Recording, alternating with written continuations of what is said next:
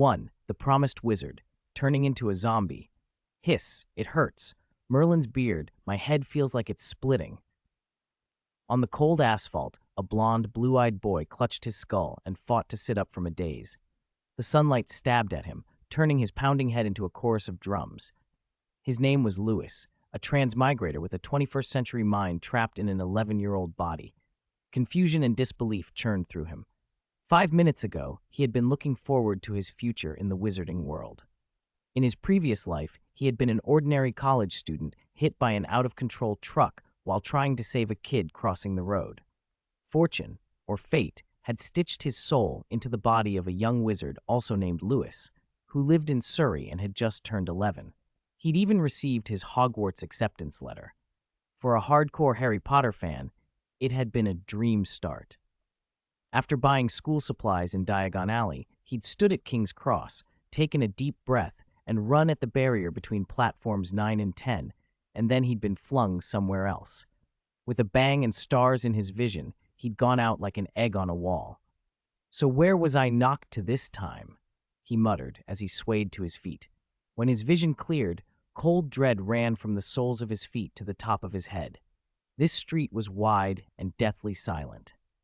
Cars lay overturned, fire hydrants were smashed, and shards of glass and soggy newspapers carpeted the sidewalks.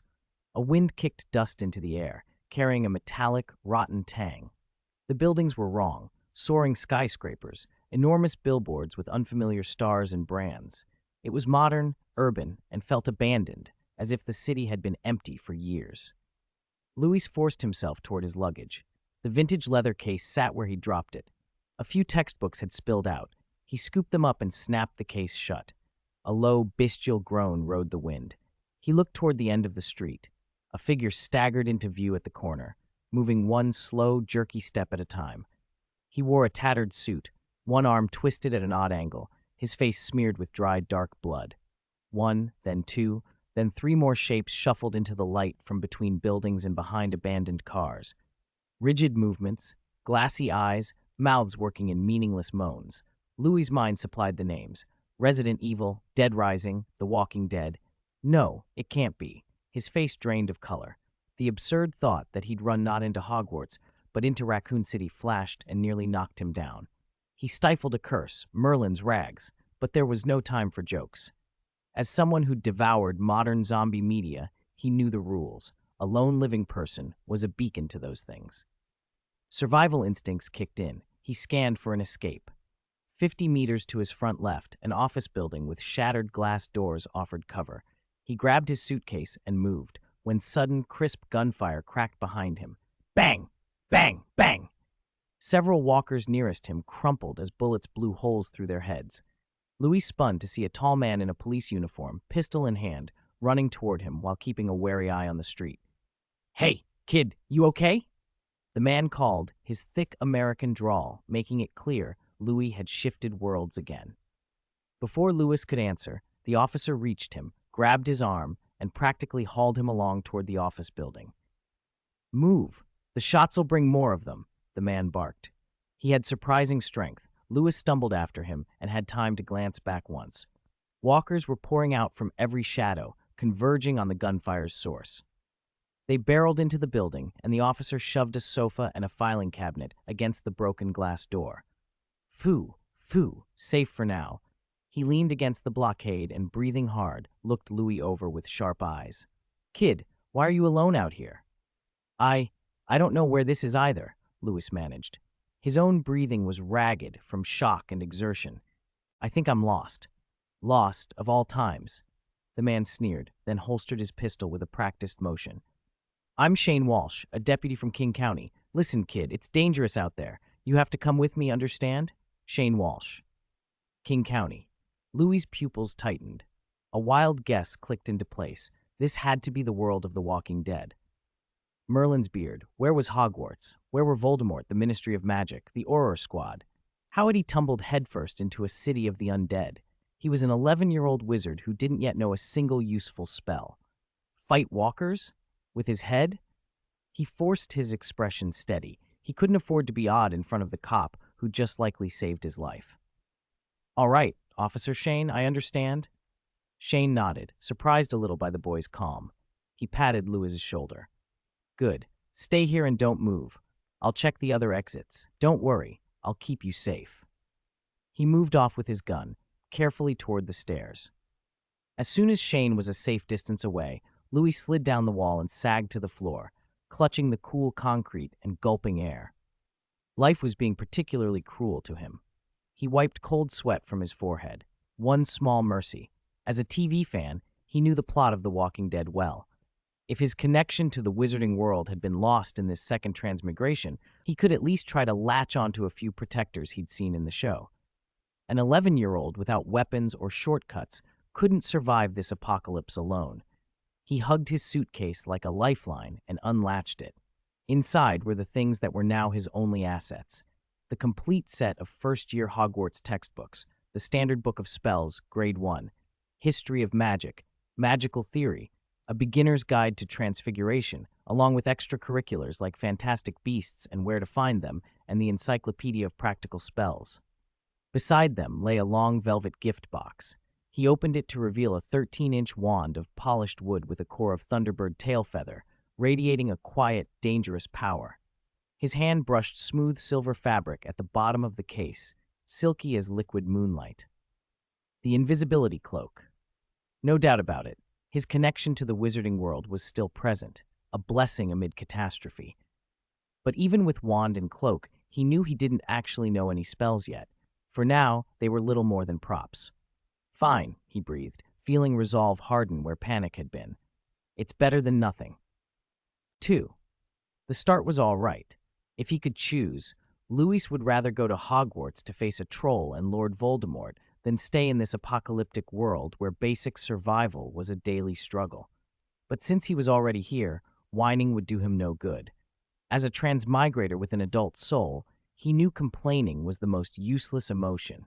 The only thing to do was survive. He lowered his head and looked at the vintage suitcase in his arms again. This was his lifeline and his greatest secret.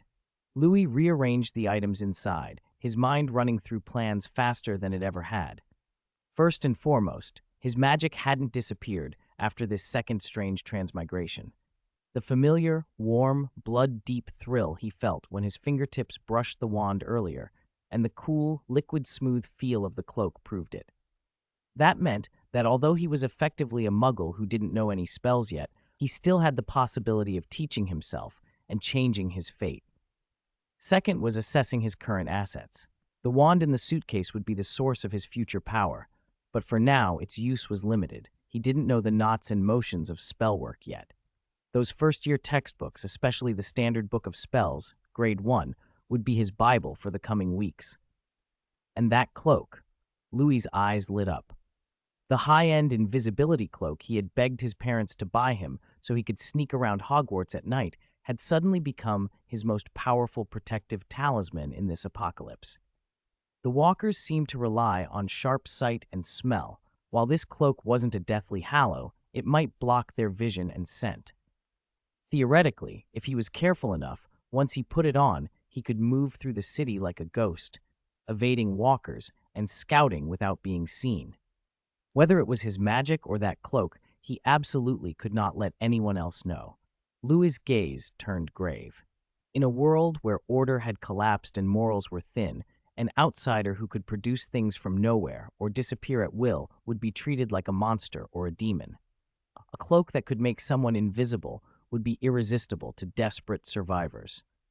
If he was exposed, he, an 11-year-old child with no strength to fight, would have everything taken from him, or worse, be cut up for study. Until he had enough power to protect himself, he had to pass as an ordinary, harmless, even somewhat weak kid to keep others from prying. After organizing his thoughts, his tension eased a little. His immediate goal was to get as much information as possible from the upright-looking officer in the building, especially the exact point in time this was happening.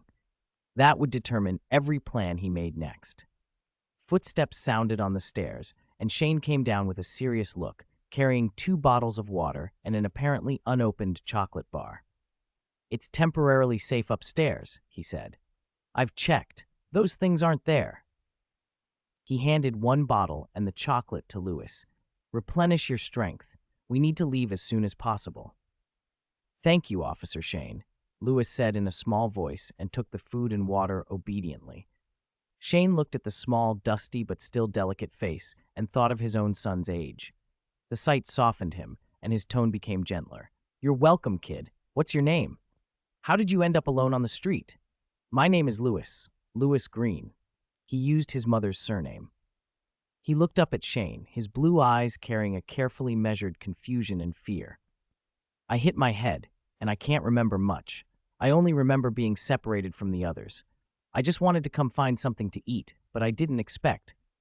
He didn't finish. The lingering fear on his face said it all. The bruise on his forehead backed up the story. Shane's skepticism faded. He'd thought the kid was just terrified, not one who had gone out looking for supplies. Inwardly, his own anxiety calmed a little. Shane had only just escaped from the hospital and had seen soldiers firing on civilians. He'd left convinced his brother in the hospital bed was probably dead. He had promised to look after his family, but now he was stuck here with an unfamiliar child.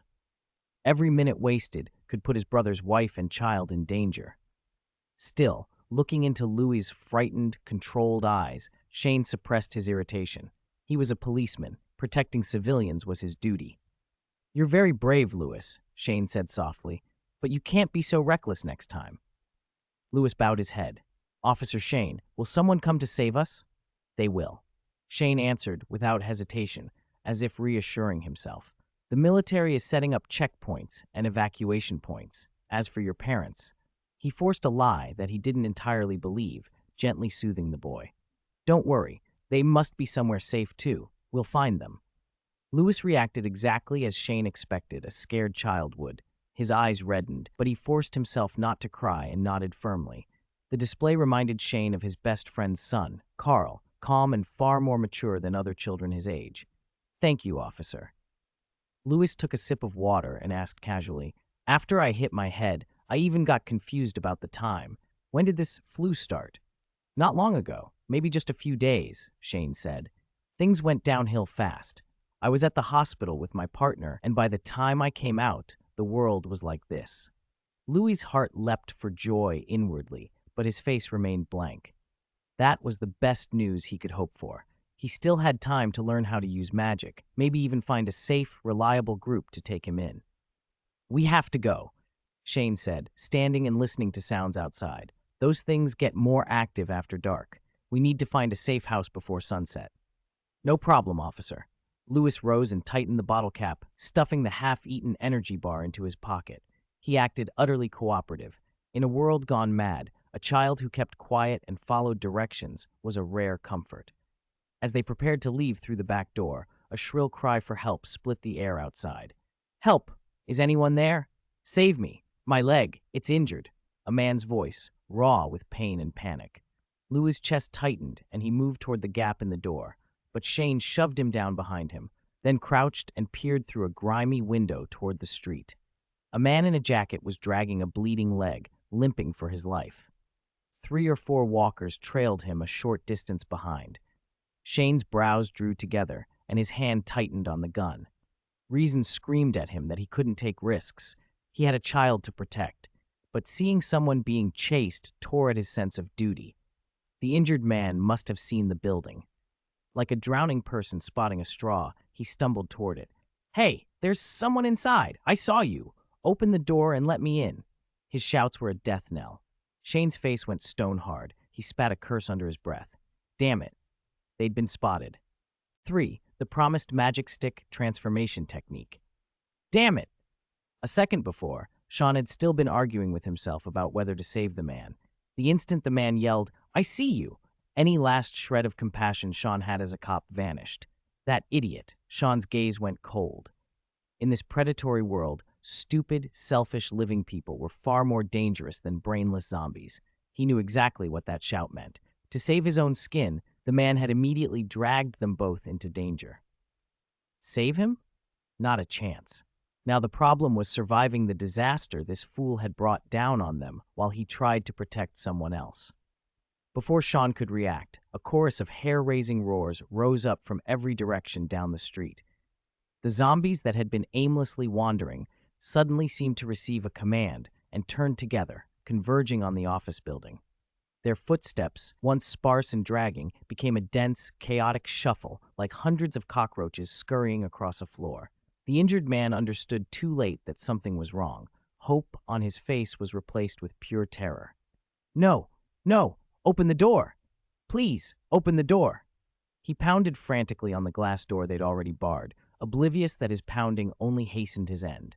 A zombie lunged, pinning him against the glass.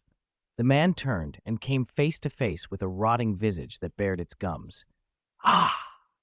His scream cut through the street, then was swallowed by the sickening sound of chewing. Blood stained the shattered glass in an instant. The attack took place less than 10 meters from Louis.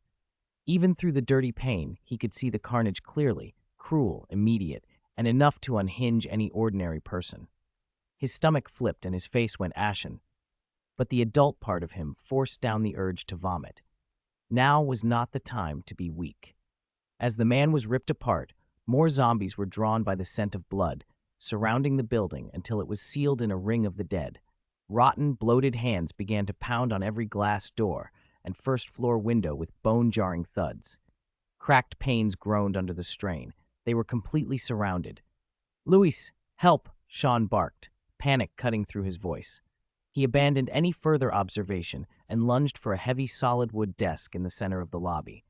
Luis snapped back into focus. They were in the same boat now, and one careless move would kill them both. He raced over and, using his small size and every ounce of strength he had, shoved with Sean at the desk that must have weighed 200 or 300 pounds. 1, 2, push! Veins bulged in Sean's forehead, his arm muscles knotting.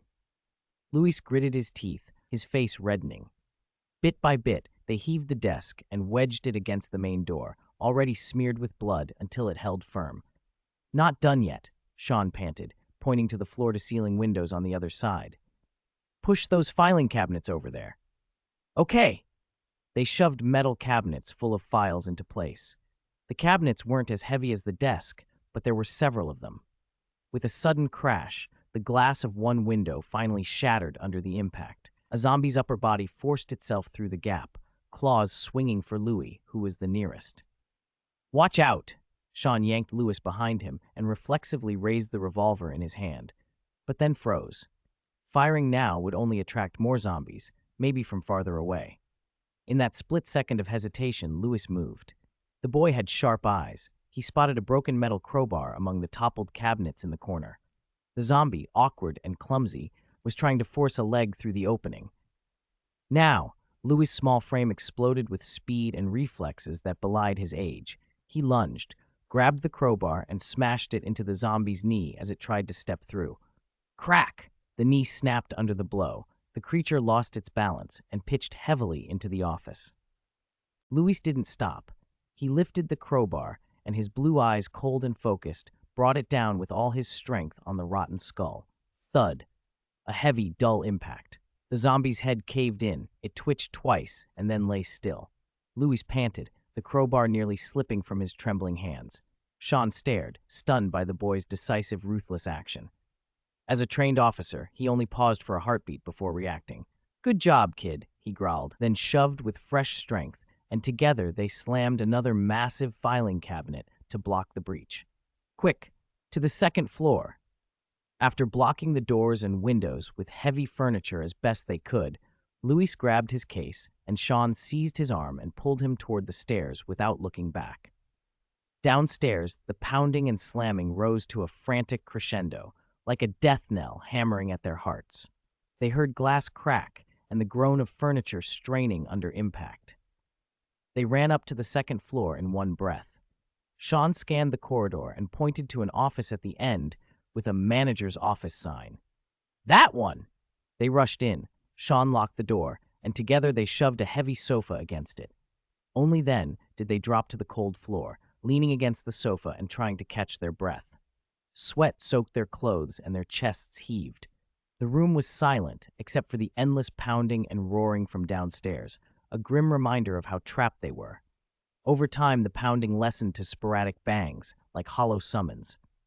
Sean and Louis exchanged a look and let out long, exhausted sighs, survivors' breaths. "Ha!" Sean managed a wry smile that was closer to a grimace. He patted Louis on the shoulder, joking to mask his helplessness. Looks like we're staying here tonight, kid. Hope you don't have a curfew, or you'll be in trouble. Louis returned a small, bitter twitch of a smile. Don't worry, officer, he said softly. I don't have a home. Louis's casual answer snuffed out the slight warmth in the room like a gust of cold air. Shane's smile froze. He stared at the boy's clear blue eyes, still bright in the dim light, and for a moment couldn't find a reply. Louis lowered his head. His long, golden lashes hid whatever emotion lay beneath. His voice was too calm for his age, as if he were recounting something distant and unrelated to him. I just remembered some things.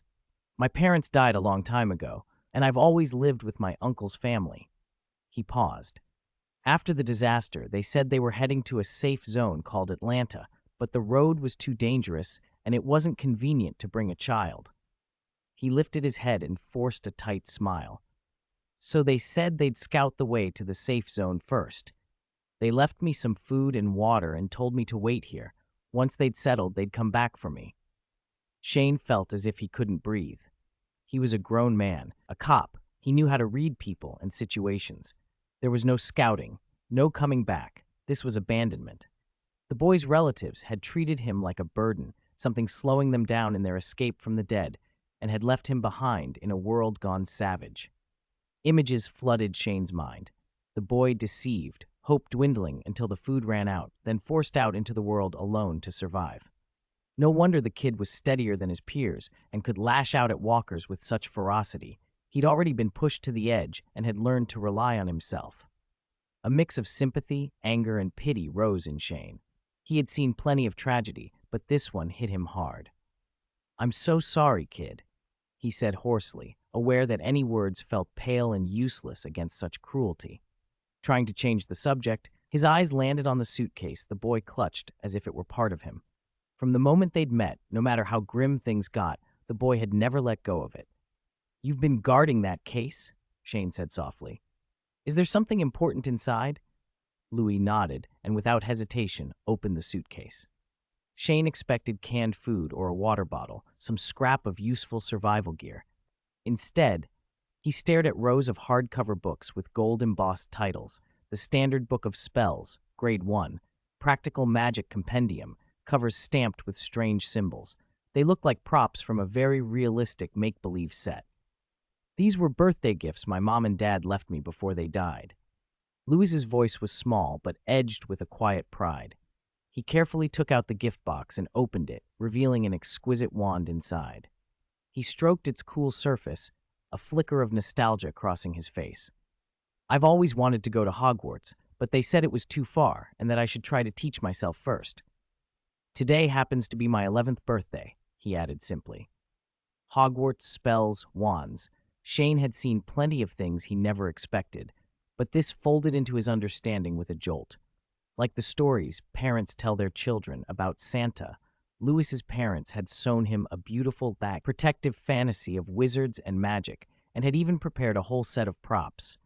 They had never imagined his 11th birthday would come with no cake, no family, only blood, death, and running. Shane opened his mouth but felt his throat clogged.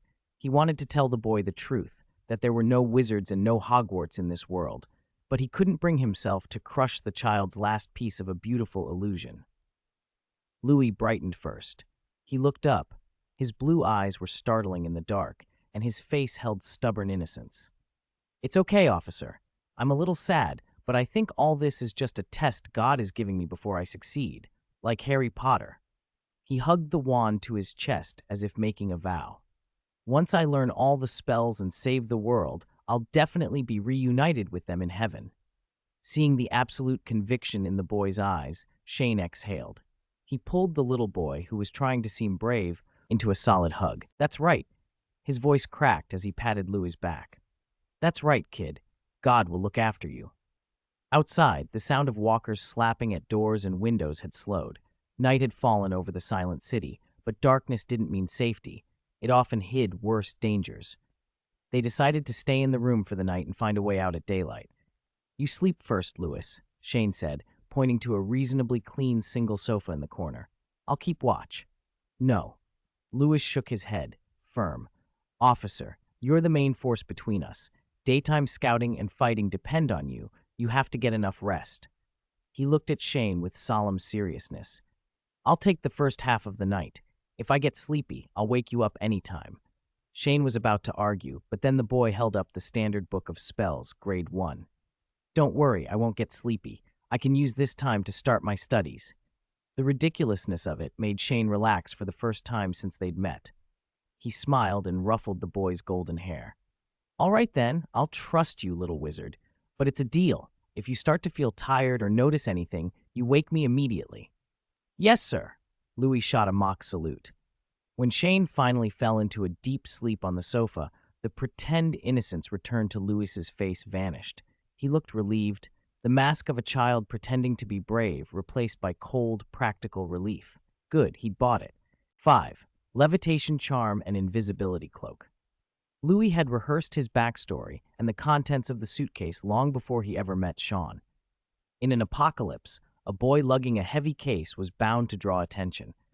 Before he learned the undetectable extension charm, his cloak and wand could be kept on his person, but those precious spellbooks had to be carried at all times.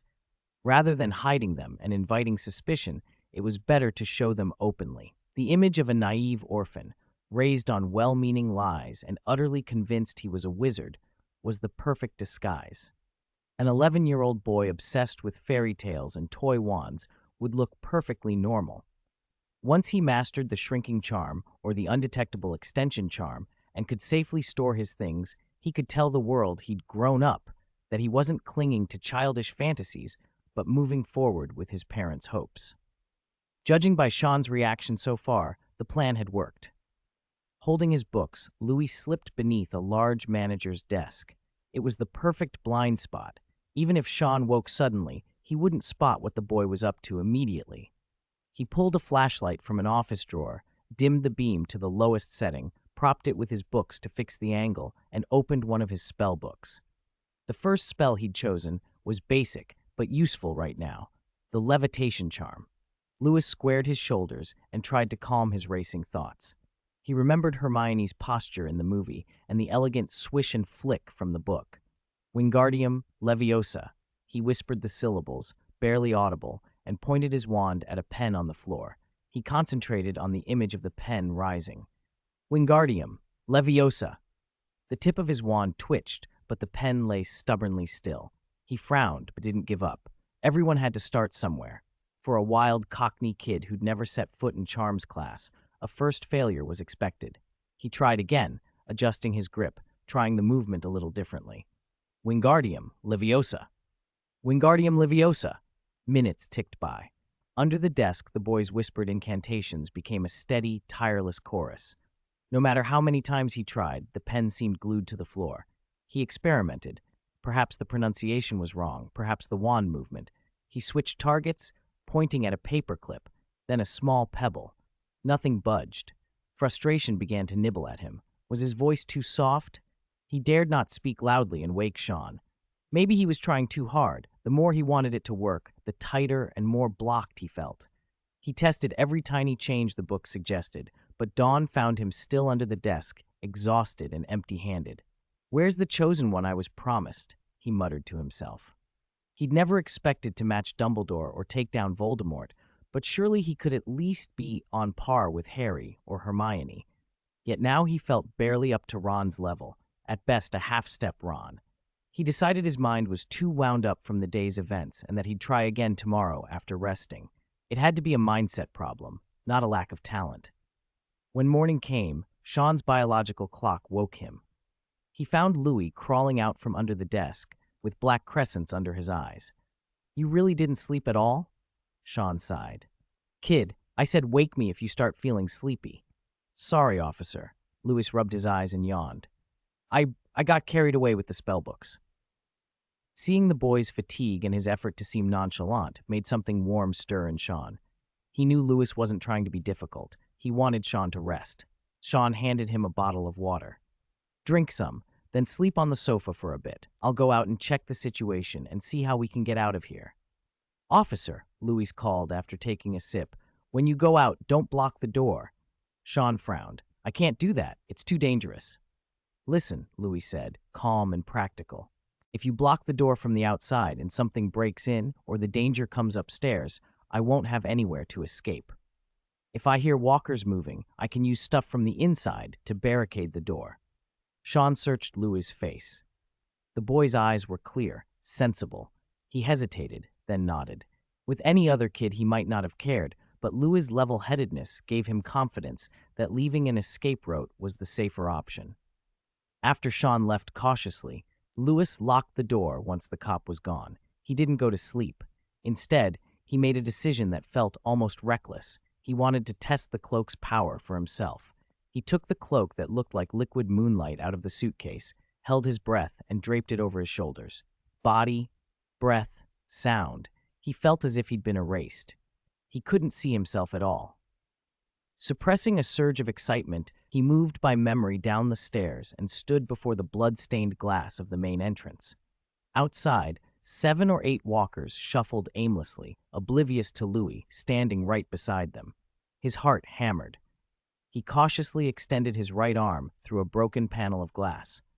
The instant his hand left the protection of the cloak, the nearest walker snapped its head around, its empty sockets fixed on the direction of the arm. It let out a low, threatening snarl. The other walkers seemed to sense it too and grew restless. Louis yanked his arm back. The moment he retreated into the cloak's shelter, the walkers settled again as if nothing had happened. He tapped on the glass cover deliberately. One walker wandered over and peered at the spot, but it didn't try to bite. Louis tapped again. The creature tilted its head, sniffed suspiciously, and still did nothing. Relief swelled in him. The cloak's effect was even stronger than he'd hoped. But if it concealed him visually and audibly, what about scent? 6. Life-saving artifact. Louis gritted his teeth, picked up a sharp splinter of wood from the floor, and without hesitating stabbed his left index finger. A bead of bright red blood welled up. Controlling his nerves, he brought that invisible hand, covered by the cloak, up to the gap in the broken glass. This time he was painstakingly careful, not making a sound. Even the faintest scent of blood was enough to send the creatures into a frenzy. Yet the things outside the door didn't react. Some paced in place, others were gnawing on a mangled corpse on the ground. None of them noticed the fresh human blood so near. Louis's heart hammered. He pressed the wound a little harder until another drop appeared. Still nothing.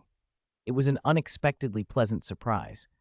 Before, he'd only hoped the cloak could fool a creature's sense of smell. In the original stories, the invisibility cloak didn't block scent, but what if this one did? He hadn't expected it to work on these creatures. Maybe it was a custom version. He couldn't tell. For now, the result was what mattered. Fueled by a bold idea, Louis reached his cloaked hand through the small opening, made a fist, and punched one of the creatures hard. The thing looked down in confusion, swayed dazedly for a moment, and then wandered off in another direction. It worked. Silently, Louis let out a cry of relief. He could finally confirm this cloak, at least in its current state, perfectly blocked the creature's perception, whether sight, hearing, or smell. He didn't know what would happen if he were soaked in blood, but this was enough for now. Satisfied, he climbed back to the manager's office on the second floor, shoved the heavy sofa against the door to barricade it, and collapsed onto it in exhausted relief. He slept deeply. Sometime later, he was roused by soft knocking. "Louis? It's me, Sean." Louis sat bolt upright, shoved the sofa aside, and opened the door. Sean stood there covered in dust, his backpack bulging with loot, but his face was grave. "How are things?" Louis asked, rubbing his eyes. "Not great." Sean set the pack down and pulled out a few cans and 2 bottles of water. "I scoped a few exits nearby. Those things are everywhere, more than yesterday. We're trapped." He lowered his voice. "The good news is, the ones downstairs seem to have lost interest in banging on the door. The bad news is we probably can't get out for a while. We'll have to wait here until whatever's lured them away, or they disperse on their own." That afternoon, they didn't just sit and wait. They cleared the office building together, and during the sweep, they found 2 more creatures trapped in the pantry, easily dispatched thanks to their teamwork, and managed to scavenge some scattered food and bottled water. Night came again. At Louis's insistence, Sean went to rest, while Louis took the first watch. Sitting under the cold manager's desk, Louis felt completely different from the nervous, desperate man he'd been the night before. The cloak's success had given him confidence. He calmed himself, settled his thoughts, and focused fully on the pen in his hand and the subtle store of magic within it. He recalled every detail from the books, attentive to the faint, almost imperceptible ripple of force coming from the pen. Time slipped by. Just as his practiced motions began to wear him down, something miraculous happened. He casually pointed the pen at the thick book on the floor, the Standard Book of Spells, Grade 1, and whispered, "Wingardium Leviosa." He spoke the incantation softly, flicked his wrist. Buzz, an electric-like tingle shot from his palm through his whole body. The spellbook in front of him seemed lifted by an invisible hand. Its pages fluttered, and then, slowly and a little unsteadily, it rose. 3 inches off the floor. It worked. Louis's eyes widened. His heart pounded with exhilaration. All the exhaustion, fear, and frustration of the past 2 days fell away in a rush of joy.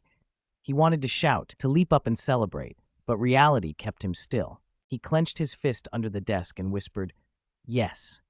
The brief thrill gave way to sober practicality. Learning a levitation charm was only the beginning. He needed mastery, instant casting, silent casting, wandless magic. Magic had to become instinct to be useful in a fight. More importantly, he needed to learn his limits. The world of books had no visible mana bar, but magic still drained mental and physical energy. Just as Harry could collapse practicing a Patronus and need chocolate to recover, casting spells, especially powerful ones, was exhausting. Louis had to know how long he could keep casting spells before mental fatigue made his magic fail. A mage needed to know how many rounds they could fire before running dry.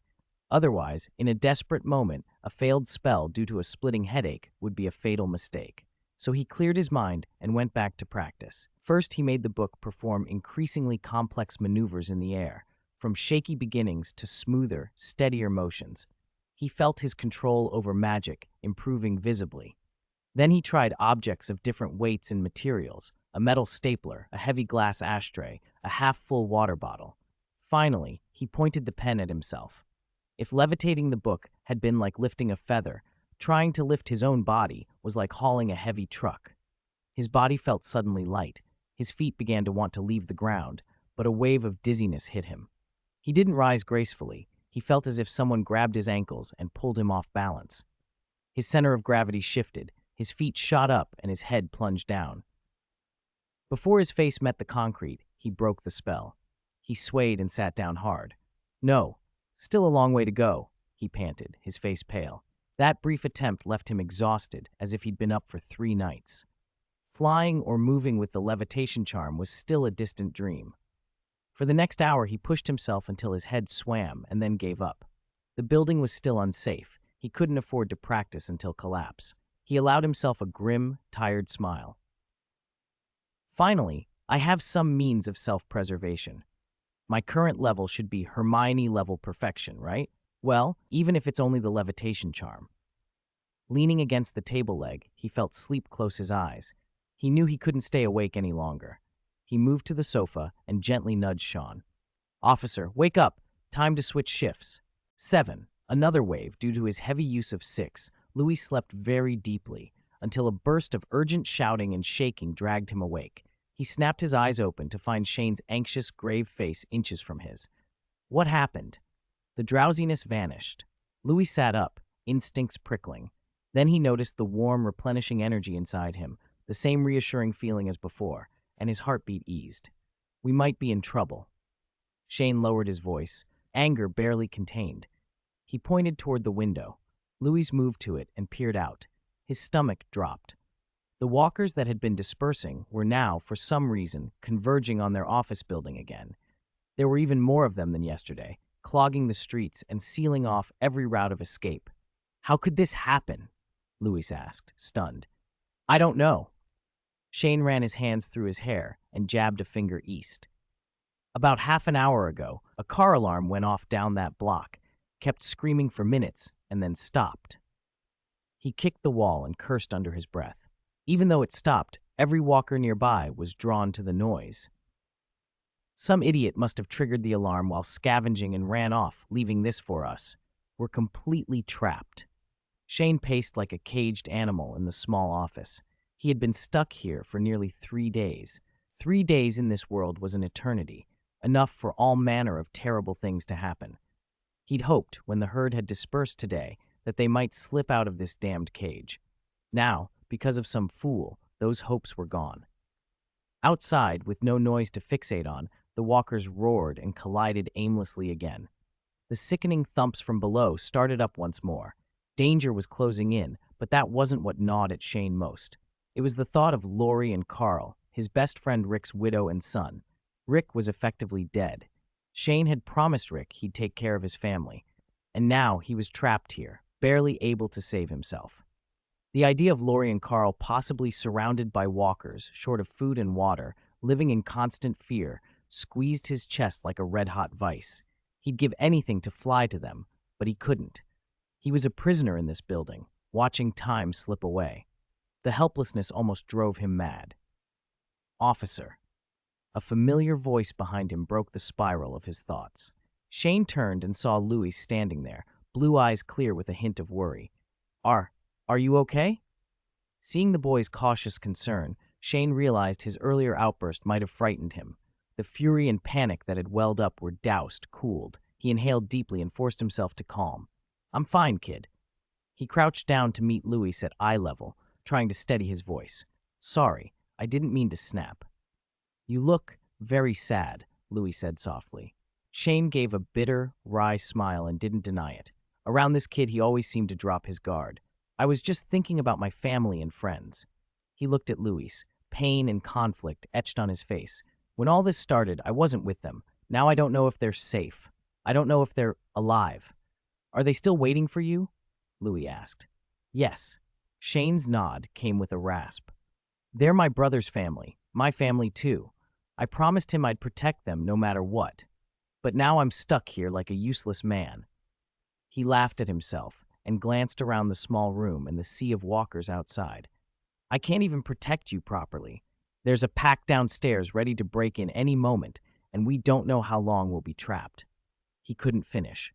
Responsibility and helplessness pressed down like two mountains. Louis listened quietly, then reached out and patted Shane's arm. "They will be okay." The boy didn't elaborate, but the confidence in his voice was absolute. Shane met Louis's startlingly bright eyes in the dim light and felt a small, involuntary lift in his chest. "You and they will all be fine," Louis repeated, a flash of something like certainty in his gaze. "Maybe we can leave tomorrow." "Tomorrow?" Shane was taken aback. He shook his head with a tired smile. He treated it as a child's hopeful fantasy, facing that endless mass of walkers. Leave tomorrow? Not likely. Still, he couldn't bring himself to crush the kid's hope. "Let's hope so, kid." He moved back to the window to keep watching, not noticing the thoughtful expression on the 11-year-old's face. Since the nearly perfect effect of the zero had been proven and he had the basics needed for survival, Louis didn't intend to sit around and wait. Waiting would be handing his life over to chance, and Louis's adult side didn't believe in such luck. He had to act. First priority, use his advantages to find supplies, especially weapons, to ensure he could defend himself. To do that, it was best to move alone. The 0 and the 6 were cards he couldn't reveal. Staying with Shane meant the protection of an adult, but also the chains that would keep him from using his greatest advantages. He liked these people and had no intention of abandoning them if he could help, but he had to secure his own safety first. He needed to test his abilities, scout the area, then decide whether to join the two or another group. As he patted Shane's arm, a bold plan had already formed in his mind, a plan that would give both of them a chance to escape safely while moving separately. For now, though, the heart of that plan he would keep to himself. 8. The promised priest turned corpse shepherd. The moon climbed quietly into the night. Officer Shane had long since fallen into a deep, exhausted sleep. His breathing was slow and even. Under the desk, Louis, who had been keeping watch, slowly lifted his head. His blue eyes, still bright in the dark, showed no trace of drowsiness, only a cold calm. He knew the time had come. He slipped out from beneath the table without a sound, movements as lithe as a cat's. First, he took the 0 from its case and carefully tucked it close to his body. The warm, smooth wood steadied him. He packed a little food and water into his suitcase. He didn't know when he'd find supplies again, so he had to be ready. Then, by the thin wash of moonlight through the window, he found paper and a pen in a drawer and wrote quickly. After folding the note, he set the small electronic alarm clock he'd found in Officer Shane's backpack and placed it beside the sleeping officer's head with the folded paper. He took a breath, left the room, and moved into the utility closet. From there, he fetched a coil of heavy nylon rope he'd scavenged days earlier and returned to the corridor. Slinging the suitcase on his back like a school bag, he wrapped the rope around his chest and waist several times to secure it so it wouldn't shift or clatter during his run. Then he revealed his greatest asset, the two. The silver cloak hung over him like a sheet of liquid light. Glare and shadow warped, and his outline disappeared. He grabbed an oversized raincoat from the utility closet and moved down to the lobby. The place was a wreck. The walker whose skull he had shattered with a 5 still lay by the filing cabinet, putrid and highly decomposed. Louis pinched his nose against the stench and picked up a jagged piece of a broken metal rack to use as a scraper. With painstaking care, he scraped the clinging flesh and tissue from the corpse onto the raincoat. More than once, the nausea threatened to swamp him, but he forced it down and kept working. When he was done, the yellow coat had been turned into a mottled, disgusting dark red, sticky with gore and shining with an oily slime, the same rank, deathly smell as the walker. He nearly retched as he carried the ruined raincoat back up to the second floor and laid it gently outside the manager's office door. Only then did he head back downstairs. He glanced at the alarm clock. 4 in the morning. There was still over an hour before dawn. The timing was good. He shoved the outermost filing cabinet aside just enough to make a narrow gap, just wide enough for a child his size to squeeze through. Gripping the bloodied 5, he took a steadying breath and slipped into the gray sea of walkers outside. Cold night air hit his face and eased the heat of his pulse. Walkers pressed all around him, crowded and aimless, the tattered cloth of their clothing brushing the surface of the two, sending an uneasy prickle across his skin. His heart hammered, but he kept his nerve. He remembered the experiment from earlier that day. If he made no loud noise, the walkers seemed unable to detect him. To test it, he used the tip of the 5 to trip a walker as he passed. The creature stumbled into another, and both fell, then jerked back up with a few blank growls, never once looking toward him. That was enough reassurance. He began his plan. Standing at the fringe of the mass, he tapped the pavement rhythmically with the 5. Tap, tap, tap. The sound was barely audible, but in the heavy silence of the pre-dawn, it carried. The walkers nearest him pivoted, empty eye sockets turned toward the noise, then shuffled after it with stiff, dragging steps. Louis felt a surge of satisfaction. He stopped tapping, turned and walked away from the office, making those faint, regular taps as he moved, like a silent shepherd leading a flock. He drew the first group far from the building, then, cloaked in the shimmering retu, circled back along a different route, returned to the edge of the crowd, and lured out a second group. Then a third. Back and forth he went, tireless, a grim herdsman moving the dead away from the little shelter. His arms ached from the constant tapping, and his legs felt like lead, but he kept going until the once crowded street finally thinned. A few stragglers still wandered, but they no longer posed the concentrated threat that had been there before. When the sky began to pale, he sank onto a bench at the roadside and let himself breathe. He sat exhausted, watching the office building, catching his breath. Inside the manager's office, Officer Shane jerked awake. His internal clock never failed. Dawn was close. The room felt too quiet. Instinctively, he looked under the desk. It was empty. "Louis," he called, panic prickling his voice. He scrambled up and saw the alarm clock and the folded note on the floor by the sofa. He snatched up the paper and unfolded it. "Officer Shane, by the time you see this, I'll already be out on my secret mission. Thank you so much for looking after me these past few days. Now it's my turn to help you. Yesterday I saw survivors smear the flesh of those monsters on themselves, and the walkers walked past them without noticing, so I decided to try the same thing and then make some noise outside to lead them away. I've left a 4 for you right outside the door. It's disgusting, but it should be useful." I also left you the alarm clock. Remember to cancel it. If needed, it can attract the walker's attention. Please don't worry and don't come looking for me. Like I said, I'm a wizard chosen by God. I'll survive. You should leave quickly. You have more important people waiting. You told me your partner's family is your family too. They must be scared and lonely now, just like I was. They need you. Go protect them. Your friend, Louis Officer Shane, stared at the note in disbelief. How could he have let a child take such a risk alone? Then he ran to the window. The crowd of corpses outside had thinned by more than half. Louis hadn't been joking. He really had cleared a path through the night, all on his own. I upgraded on my own. Shane spun around and flung the door open, but a thick, rotten smell hit him like a wall. Lying just outside the doorway was that yellow raincoat, caked in blood and flesh. Louis? Shane breathed the name, and his eyes went red. He saw the boy's forced smile in his mind, heard the words, "I am a wizard," and "I have no home anymore." That 11-year-old had spun a fairy tale into a miracle even adults wouldn't dare imagine. But Shane didn't know what had happened afterward. He didn't know whether the boy was still alive. He wanted desperately to find Louis and make sure he was okay, but the last lines of the letter stopped him cold. There are more important people waiting for you. They must be very scared and lonely right now, just like I was before. Lori, Carl. Shane's breath tightened. He couldn't squander the opportunity the boy had risked everything to create. He stuffed supplies into his pack, squared his shoulders, and walked out. Glancing at the bloodied raincoat on the bench, his face set with a new determination. Louis had been sitting on a bench across the street, watching the office building.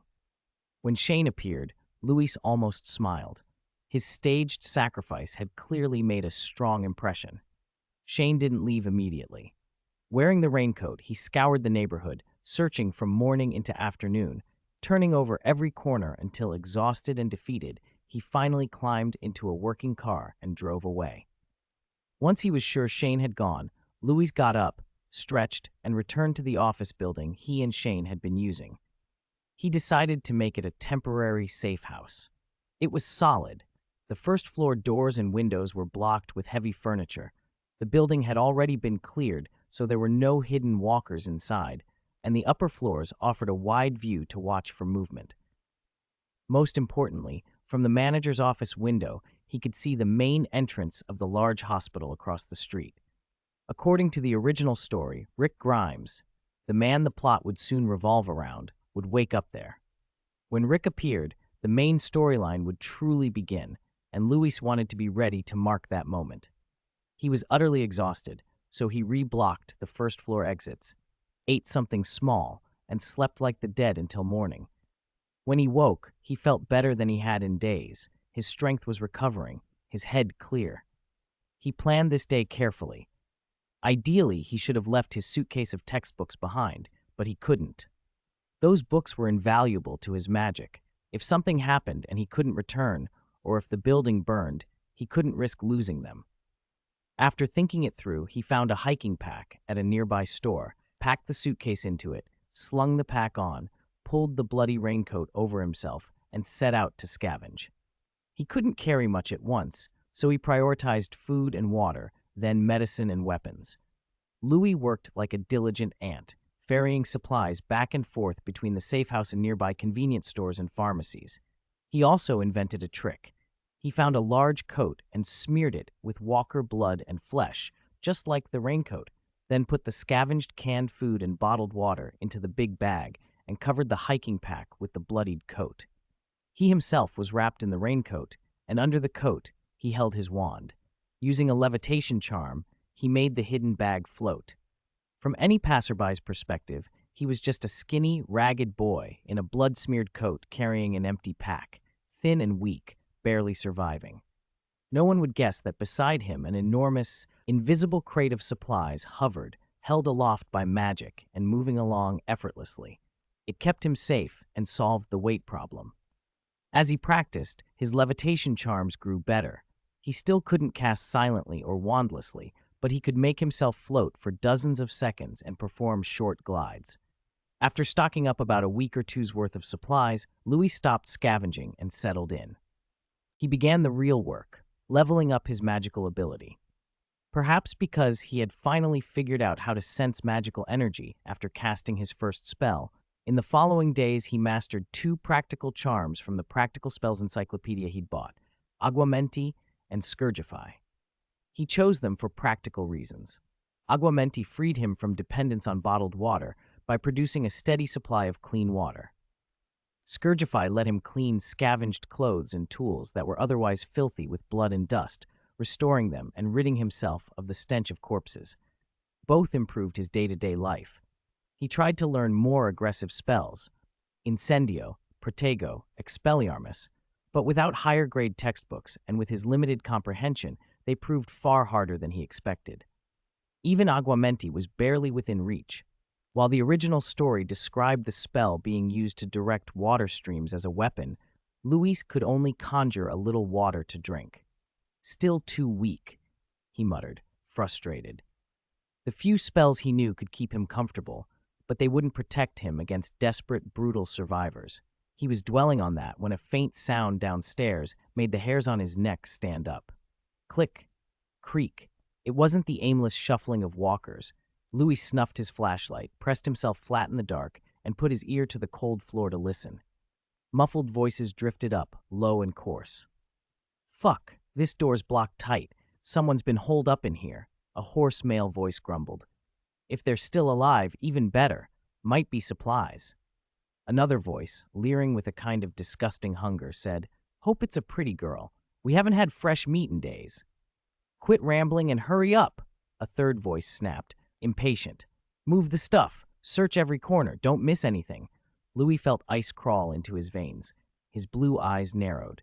A group of ill-intentioned survivors had broken in. 10. Going it alone carries risks. Upgrades require caution. Just as Louis heard furniture being moved downstairs, his body reacted. He didn't panic. His mind snapped into overdrive, and he moved. Hiding in the manager's office cabinets or under the desk would be the first places they're likely to search. His eyes swept the corridor and locked onto an empty, wide-open room diagonally opposite, the door panel missing. Perfect. He moved without hesitation. Drawing his 17, he pointed it at the pile of supplies beside him. Cans, bottled water, his backpack, and the important suitcase. "Wingardium Leviosa," he whispered, flicking the 7 lightly. The supplies rose as if lifted by a huge invisible hand, floating silently in midair. Luis guided the floating pile like a squad of obedient soldiers toward the empty room and followed close behind. Once inside, he snapped open the silver 3 and unfurled it fully, like pulling a curtain across the sky, covering himself and the supplies snugly. He crouched into a corner, curling up small to minimize his presence. From the outside, the room looked exposed. Scattered wooden planks, glass shards, a few discarded documents on the floor, and a single rusted metal ornament standing in the center. Precisely why it was the safest place. Nobody would think of hiding there.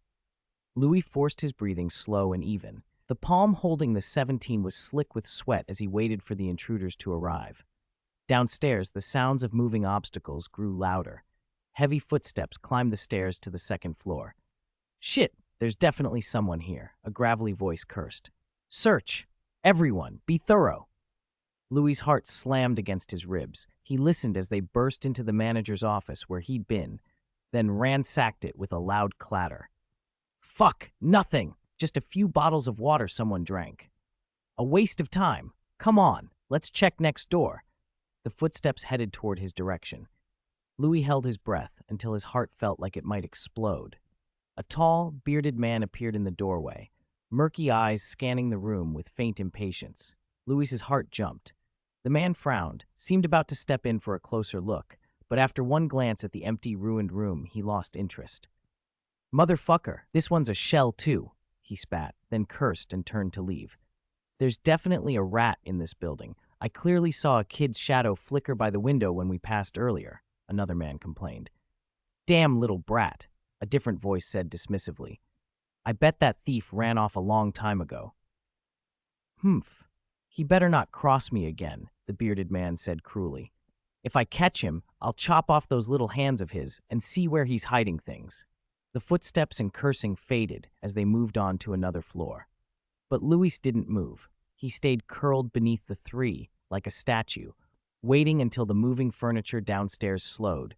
The engine outside roared to life, and then everything went silent.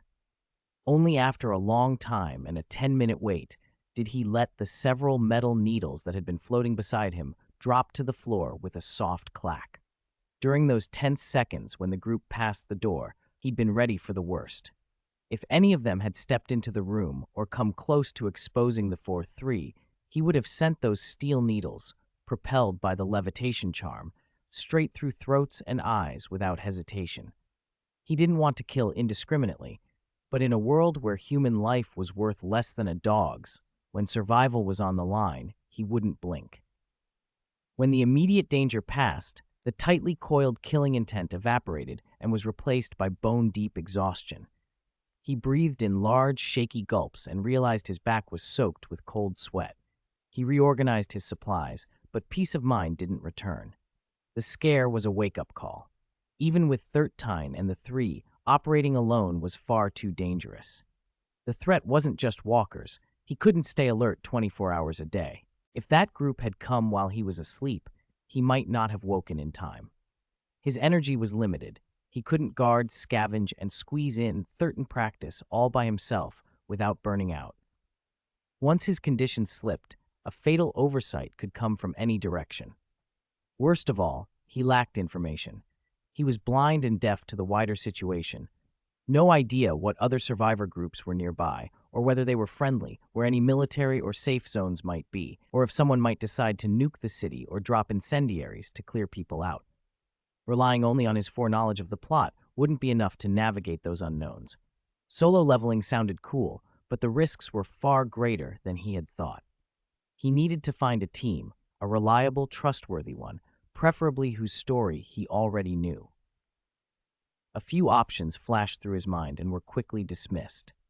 That mysterious, powerful CRM with helicopters? No, too secretive, too cold, operating like secret police, and nobody knew where their bases were. The Commonwealth sounded nice, but it wouldn't exist for years. It was too far off to help him now. Woodbury and Negan's saviors? One was a polished dictatorship rotten inside, the other a gang of thugs. Joining them would be playing with fire. Unknown survivor groups were even riskier. Any of them could be as bad as the intruders just now. After eliminating the bad choices, the best option stood out clearly. Rick's main group, despite constant internal conflict and an uncertain future, had the highest moral baseline in the early apocalypse. For a child like him, who needed to hide his identity, find protection, and have a relatively stable place to learn 413, there was no better choice than a group whose core members he already knew and who carried that protagonist aura. Besides, he had already made a good impression on one of the main characters, Shane, who had spent half the day driving around looking for him. Following the main plot might be the safest way forward for now. 11. Medical treatment plan initiated. Medical treatment plan initiated. After a night of hard thinking, a rough plan took shape in Lewis's chest. He would go to Harrison Memorial across the street. Hiding here wasn't a solution. This building's already been hit by that group, he told himself. Who's to say they won't come back? My food's almost gone. The hospital's a better bet. The choice made sense. The hospital would have medicines, equipment, and emergency rations, resources far more valuable than a convenience store's snacks. Its maze-like layout and countless rooms offered better places to hide and move than the wide-open office building he'd been using. And crucially, it was where Rick Grimes had woken up. Staying nearby would let Louis keep track of Rick's situation and prepare to join the protagonist's group when the opportunity came. He stopped hesitating. He shoved the scavenged supplies into a hiking backpack, jammed the suitcase in, slung the pack that came up to nearly half his height onto his shoulders, took one last look at the safe house where he'd stayed for days, pulled on his 4, and slipped into the early morning mist. The walk to the hospital wasn't long, but it was dangerous. The streets held more walkers than before, so Louis stuck to the shadows. Just as he was about to reach the hospital, something at the corner ahead froze him. A middle-aged woman with black hair was slumped by the curb. Her ankle looked injured. She was trying to crawl back up. In her blind spot, a walker in a nurse's uniform had been drawn to her movement and was shuffling toward her, one stiff step at a time. Louis felt his heart clench. He hadn't wanted to get involved, but instinct took over. He raised his 13. He aimed it at a fist-sized piece of rubble beside the woman. Wingardium Leviosa. A quiet sound filled the air and the stone floated up. Like a cannon shot, it screamed through the space the woman couldn't see and slammed into the back of the walker's head. Bang! The walker's skull split. It collapsed with a dull thud. The woman turned at the sound and let out a short, frightened scream when she saw the body. She stared at the fallen creature, at the empty street, her face a mix of confusion and lingering fear. Then she realized someone had saved her. She scrambled to her feet, bowed deeply down the empty street, and whispered, "Thank you, thank you." After a moment, she hesitated, as if remembering something. From her backpack, she took 2 unopened boxes of antibiotics and set them carefully on the pavement. "I don't know who you are, but thank you for saving me. This is all I have. I hope it helps." She bowed again, limped away, and disappeared around the corner. Louis waited until she was well out of sight, then stepped out of the shadows. Using the fallen walkers as cover, he darted forward, grabbed the 2 boxes, and tucked them into his pack. Inside a 2-story building a few blocks away, the black-haired woman entered and was immediately caught by a burly black man's arms. "Jenny, where have you been? You look terrible. What happened?" His voice was full of concern. "Morgan." Jenny's voice trembled. I was almost bitten back there." She told him what had happened, then, ashamed, admitted she'd left the antibiotics with her rescuer. "I'm sorry, Morgan. We worked so hard to find those. Now there's only 1 box left." Morgan didn't scold her. He pulled her into his arms. "You did the right thing, Jenny. Even now, we have to be human. Help each other. That's what people do." A muffled cough came from the inner room. A young boy with sleepy eyes shuffled out. "Dad? Mom? What's wrong?" "Dwayne," the couple turned. Morgan rushed over, pressed a hand to his son's forehead, and smiled. "The fever's gone. The fever's basically gone." They embraced, 3 people holding on to each other in the middle of the apocalypse. Louis didn't know that, with that small act, he'd already set a tiny chain of events in motion. He slipped into Harrison Memorial and found the place deathly quiet, the air full of a sting of disinfectant and blood. He moved cautiously through the wards, searching for where Rick might be. As he passed a supply room, a woman's scream tore from inside. Louis ducked behind the door and peered through the little window. He hadn't expected other survivors in the supposedly empty hospital. Inside, a blonde woman was backed into a corner by a walker, about to be taken. A short-haired woman burst out from the side and finished the thing cleanly with a dagger. She helped the terrified blonde to her feet and glanced toward a blonde man in a wheelchair whose waist was bleeding and who'd already passed out. Louis, wrapped in his fur, moved silently and listened. He pieced together the situation. The couple were Karina and Paul, survivors from a nearby camp overrun by walkers days ago. The short-haired woman was Dr. Gale, a doctor who'd stayed at the hospital and been caring for patients who couldn't evacuate. That explained why Rick had remained in a coma for weeks without being harmed. Dr. Gale had been looking after him. Then Dr. Gale checked Paul's injuries, and Louis felt a cold twist in his chest at what she said. She looked sorrowful and helpless as she shook her head. "I'm sorry," she said to Karina. "His body is failing. I can barely feel a pulse." She took a breath. "I don't think the supplies here are enough to save him." She hesitated, voice heavy. "I have to take him away." Karina collapsed to her knees and wept. "Take him away? Where to?" A bad feeling rose in Louis's gut. 12. Temporary hospital stay. Louis followed Dr. Gale silently, watching as she lifted the unconscious Paul onto a gurney and pushed him toward the hospital's basement. She stopped at a heavy door, reinforced with wooden planks and iron chains. A look of deep inner conflict crossed her face, but she unfastened the chains and pushed the gurney into the darkness beyond. The spine-chilling roars of walkers immediately echoed from inside. So that's how it is, Louise understood. With limited supplies, she couldn't save everyone. When a patient's injuries were terminal, sending them into that walker-filled cafeteria to be taken by the horde was, in her eyes, a choice to spare them further suffering, a cruelty born of desperation.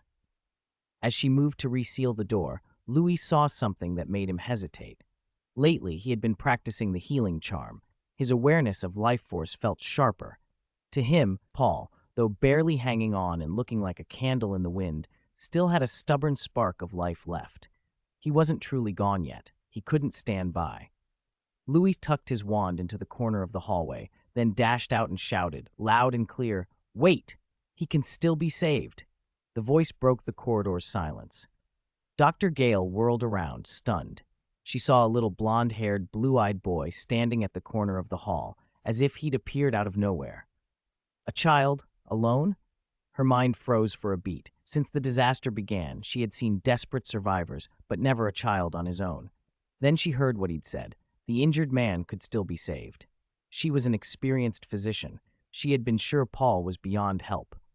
Maybe this was just a child's refusal to accept death. Countless thoughts flashed through her, but only seconds passed. The boy's clear, determined eyes held no trace of selfishness, and she thought of Karina's earlier sobs.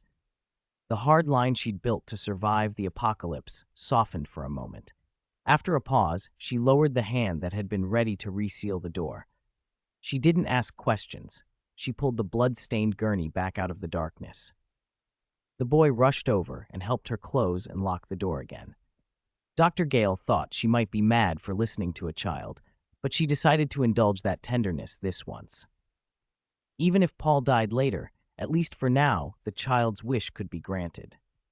When they pushed the gurney back into the storage room, Karina, who had been slumped on the floor crying, looked up and, seeing her boyfriend alive again, a light she couldn't believe flashed across her face. "Dr. Gale, this is," she stammered as she crawled closer. "Could it be? Could Paul still be saved?" Dr. Gale opened her mouth, then closed it. She didn't know how to tell Karina that she had only bought a little time because a child had asked. Louis poked his head out from behind her and in a tone of quiet certainty said, "Yes, I saw his hand twitch. His eyes moved. He'll wake up soon." "Really?" Karina flung herself forward and hugged Louis tightly, her tears soaking his shoulder. Thank you, child, I believe you. We're all going to be okay." Dr. Gale felt conflicted. She wanted to explain that those movements might have been just the final neurological twitching before death. But seeing Karina's joy and Louis' conviction, she couldn't bring herself to speak the cruel truth. She sighed inwardly, resolved to wait until the man truly died before handling the aftermath. What happened next went beyond any expectation. A few hours later, as Dr. Gale prepared to check Paul's vitals again, the man who had lain unconscious suddenly fluttered his eyelids and then slowly opened his eyes. "Paul!" Karina screamed with joy and threw herself onto the bed. "Cough, Karina." Paul's voice was hoarse and weak, but he was awake. Even more miraculously, his fever was starting to break. Dr. Gale checked him several times and could find no medical explanation. Perhaps his life force had been more stubborn than she had judged. Paul pulled Karina close, still trembling. "When they pushed me into that hell, I thought it was over," he said.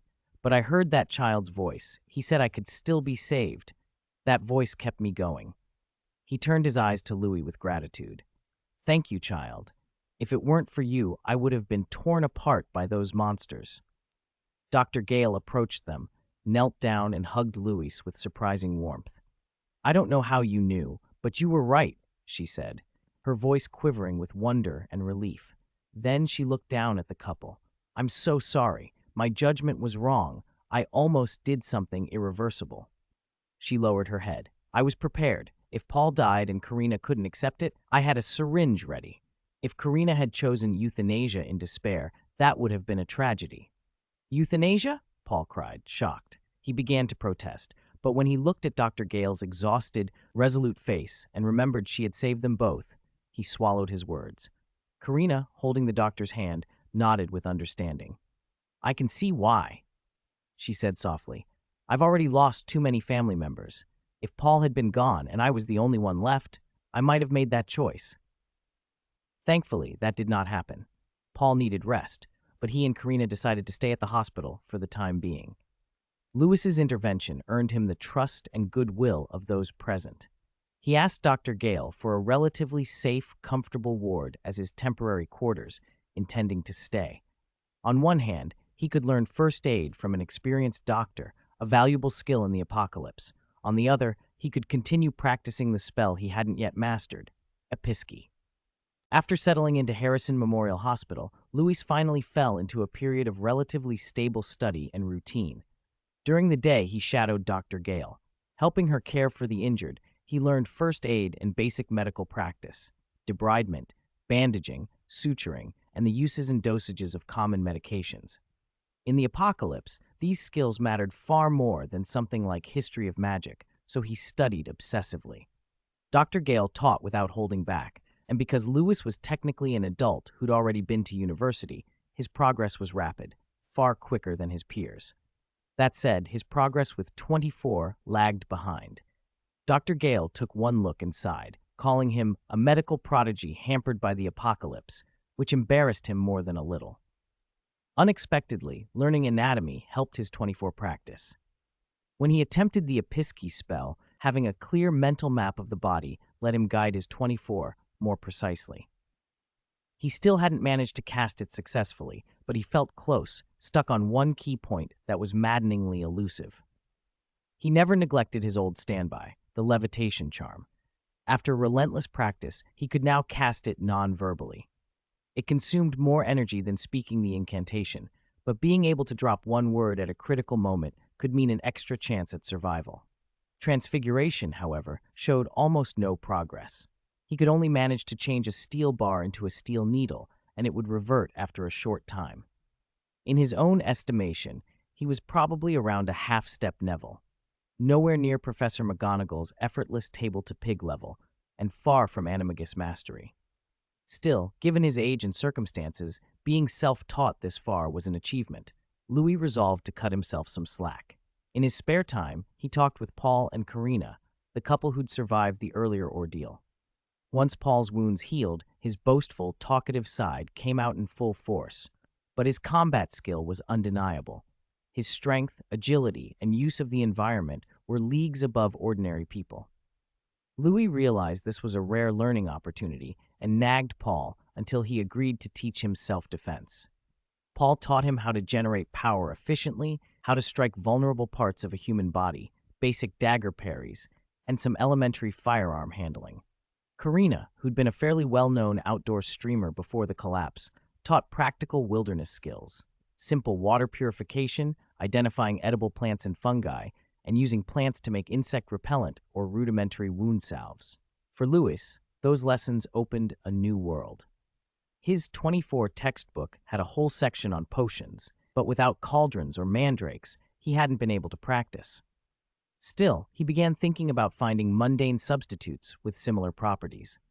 A basic blood-replenishing potion or an antidote would be life-saving in a place where medical resources were scarce. More exotic brews suggested even bigger possibilities. An aging potion could let him temporarily escape the limitations of being a 22 and act with an adult's physique and appearance for scouting or tense social encounters. Polyjuice could be a perfect disguise or an infiltration tool. Veritaserum would be invaluable in a world where you couldn't read people's minds. All of it was long-term planning, though. His immediate priority was to lie low and grow within the protagonist group. He hadn't even mastered a few basic spells yet. On the second day after settling in, Louis casually asked Dr. Gale about Rick. While organizing gauze, he used the inquisitive tone of a 22. "Dr. Gale," he said, "I heard Officer Shane mention his partner is here too, another policeman. Do you know him?" Dr. Gale paused mid-counting of antibiotics and looked up surprised. "You mean Rick?" "Yes, he's still here. Is he a relative?" "No," Louis said, putting on just the right amount of worried concern. "Officer Shane saved me. He's really worried about his partner. If I could go see him, I could tell Shane something when I see him next." Her expression softened. She led him to a private ward.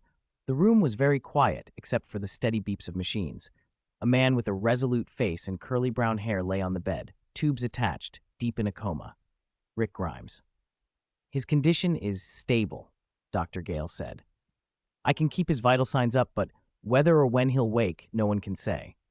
She'd expected the 22 to react with fear or sorrow. Instead, Louis watched Rick silently for a moment, then offered reassurance. "You don't have to worry too much, Dr. Gale. I think he's lucky." "Lucky?" she echoed.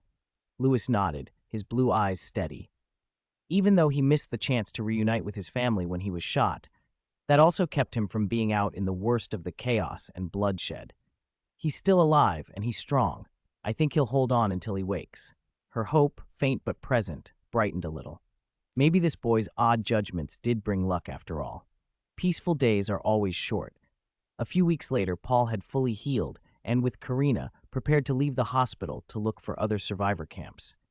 Dr. Gale, Louis, come with us, Paul called before they left. This place is safe for now, but it's an island. With more people and everyone pulling together, survival chances improve. Dr. Gale smiled but shook her head, glancing back at the quiet building. My mission is here, she said. There are still comatose patients who need care.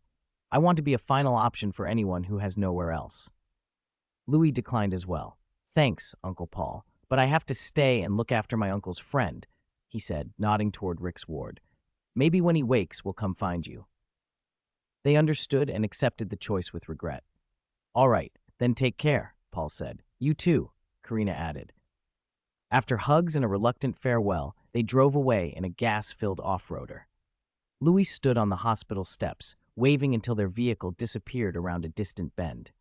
Just as he turned to go back inside, he saw a familiar figure approaching, the middle-aged woman he'd saved before. She was supported by a burly black man, and slung across his back was a feverish, barely conscious 22. Their faces were etched with anxiety and exhaustion from a long walk. Excuse me, is there still a doctor here? The black man called, spotting Louis. His voice was rough with urgency. There's a 22 here who needs help. Fort Teeling spell. A sudden cry on the hospital steps made Louis' heart jump. He squinted and recognized the black-haired woman he'd helped before. With her were a man and a small boy, her husband and child. Before Louis could move, Dr. Gale, who had just returned, heard the commotion and spun around. She saw the boy slumped on Morgan's back, unconscious, and the color drained from her face. Quick, bring him in.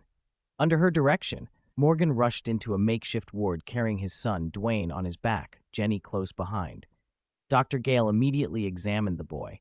There's a scratch on his arm, she said lowly as she cleaned the area with an alcohol swab. It isn't deep, but it's red and looks inflamed. He's Dwayne, Morgan explained anxiously. I'm Morgan. He spiked a high fever this morning and has been delirious. He can't even keep medicine down. We didn't know what to do.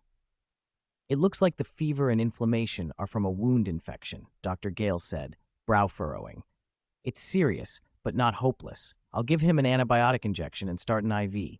That should help bring the fever down. Louis, standing to the side, felt a jolt of disbelief so strong his breath hitched. Morgan, Jenny, Dwayne, this was the same black family Rick had encountered early in the original timeline. In that version, Jenny turned into a walker. Morgan couldn't bring himself to kill her, and Dwayne died at her hands, destroying the family. Now, all three were alive and standing here. His mind raced. If he could get this family to join Rick's group early, he'd change the course of later events. Morgan would not only avoid the breakdown that left him in the town alone, he would become a powerful ally. Louis had relied on his knowledge of the plot before, but more importantly, he had a unique power he was still mastering. Soon, 9. If he let himself be constrained by the old storyline, then why had he risked everything to transmigrate? He had to act. First, he needed to build trust with the Morgans. He glanced at Jenny's worried face, then at the 2 unopened boxes of antibiotics in the side pocket of his backpack, and a plan formed. As Dr. Gale busied herself with the IV, Louis forced on a look of guilt and hesitated before stepping closer. He lowered his voice to one full of sorrow and apology. I'm so sorry, he said to Jenny. It's my fault. It's because of me he's like this. The words stunned the 3 adults into silence. What are you talking about? Morgan demanded, confusion creasing his brow. They knew Dwayne had been scratched by broken glass while scavenging. What did this stranger mean? Louis didn't meet their bewildered looks. He kept his voice trembling, almost sobbing. It must be because I took his medicine. I gave him something that made him so sick. He pulled the 2 unopened antibiotic boxes from his pack and held them up. His confession was an act, everything about it staged, but it was designed to do one thing, make Jenny and Morgan associate him with a life-saving moment. That reaction came even faster than he hoped. Jenny froze at the sight of the familiar boxes. Then her face brightened as recognition hit. These, these are the same antibiotics. Oh my God, you're the one from that day. You helped me drive off the walkers. No, you saved my life, she gushed, throwing her arms around him. How could you think it was your fault? You saved my wife, Morgan echoed, stepping forward. You're our family's benefactor. Louis let them insist. He dampened his eyes, as if he were embarrassed by the praise, and wiped his cheek awkwardly. Their gratitude took hold of him exactly as he'd intended. Not only would Jenny see him as her savior, but both of them now had a reason to trust him, a harmless, indebted first impression. Dr. Gale finished dressing the wound and started the IV. Dwayne slept fitfully on the bed, feverish, and exhaustion and worry lined his parents' faces. You're both clearly worn out, Dr. Gale told them. Go to the room next door and rest for a bit. I'll keep watch, Louis said quickly. If he wakes or anything happens, I'll call you right away. You can't just, Morgan began reflexively. He's just a kid. It's fine, Louis said with a small smile and a casual hand gesture toward his eyes. I only just woke up. I'm not tired at all. Dr. Gale needs rest too, and I'm the most energetic one here. Go get 2 minutes of sleep so you can be with him when he wakes. Reasonable, considerate. The Morgans exchanged looks and, relieved and grateful, accepted. After giving a few hurried instructions, they slipped into the next room. Louis closed the ward door quietly. He hadn't only wanted to gain favor, he needed to test something. He had practiced the healing charm for some time and had mastered it in small ways, sealing cuts on himself and on rats he'd found around the hospital. Now he called it a clinical trial. Dwayne's arm was bandaged, but still swollen and reddened. Louis sat on the edge of the bed, took a steadying breath, and concentrated. He raised his 12 and pointed it at the wound. Episky. 15. My own savior was me. As the incantation took effect, a warm healing light flowed slowly from the tip of the wand and into the wound on Dwayne's arm. Casting the spell this time was far more taxing than usual. Louis had to concentrate completely, staring at the injury as if even the smallest lapse would make the magic fail. The power felt like it was being drained straight out of him, like sprinting flat out. After only a few seconds, a wave of exhaustion rolled in. This was nothing like when he'd healed himself or small animals. The difficulty had jumped several levels. He frowned and kept his eyes on Dwayne's wound. The cut, which had been red and swollen, was indeed closing under the healing magic, but it wasn't anywhere near as instantaneous as when he healed himself. He hadn't fully closed the wound, only accelerated the recovery. He didn't want to perform some miraculous cure that would attract attention. The current effect was subtle enough that anyone would chalk it up to Dwayne's own resilience or the antibiotics doing their job. A heavy, weary pressure built between his brows, and his thoughts blurred. Louis stopped the spell, put the wand away, and leaned in to observe. For some reason, Dwayne's fever-flushed face looked calmer, less strained. Louis rubbed his chin. Why such a gap between effort and result? The levitation charm had never cost him this much during practice. Could it be because a living human body is more complex? Or maybe spells that act directly on another person's insides face some kind of resistance? There were too many possibilities, and too little knowledge about healing magic to test them now. He would note the problem and investigate when he could. After catching his breath, Louis felt only fatigued, not spent, so he pushed on. He took out standard spells, grade 1, and practiced other charms on small objects around the room, until dizziness and physical weariness finally forced him to stop. Unable to cast more, he didn't idle. Under the lamplight, he opened the survival notebook Catherine had given him and reviewed the outdoor survival tips it contained. In his past life, he had been an ordinary college student. Now, even with magic, he had to keep learning if he wanted to survive in a world full of walkers. Early the next morning, Louis had fallen asleep at the table. Mr. and Mrs. Morgan woke, and seeing him still keeping watch by the hospital bed, were deeply moved. Dr. Gale came in to make her rounds shortly after. His fever's down a bit. That's a good sign, she said after checking Dwayne, relieved. During their quiet conversation, Dr. Gale mentioned some of Louis's actions, without telling the whole story about leading the horde away to save Shane. She spoke instead of how the 11-year-old had been abandoned by his relatives, how he found his courage at a crucial moment, and with a single word helped save Paul and Karina, averting a tragedy. Hearing about the hardships the 11-year-old had survived and how kind and brave he'd remained, Mr. and Mrs. Morgan were stunned. That boy has really had it rough, Jenny said, looking at Louis asleep at the table, her voice full of pity and affection. An orphan in this world faced terrifying dangers. Not only had Louis survived being abandoned, but he'd kept a good heart. Morgan nodded, emotions tugging at his face. That night, after Louis went to bed, Morgan and Jenny talked long in their temporary room. "Jenny," Morgan said softly, taking his wife's hand, "I've been thinking. That boy Louis, he's been through too much on his own." "Yes," Jenny's eyes were red. "He's only 11 and he's lost everything. If we hadn't found him, I don't know how he would have survived. I was thinking," Morgan took a breath, "if we get through this crisis and Dwayne recovers, would you be willing to adopt him? Take him in as our own son?" Jenny was stunned for a moment, then nodded emphatically. "I've been thinking the same thing. It's just, I don't know if the boy would want that. When Dwayne's better, we'll find a chance to ask him," Morgan said. Another day passed. Between the antibiotics and the quiet magic boost Louis had given him, Dwayne improved quickly. By noon, he finally came fully out of his coma.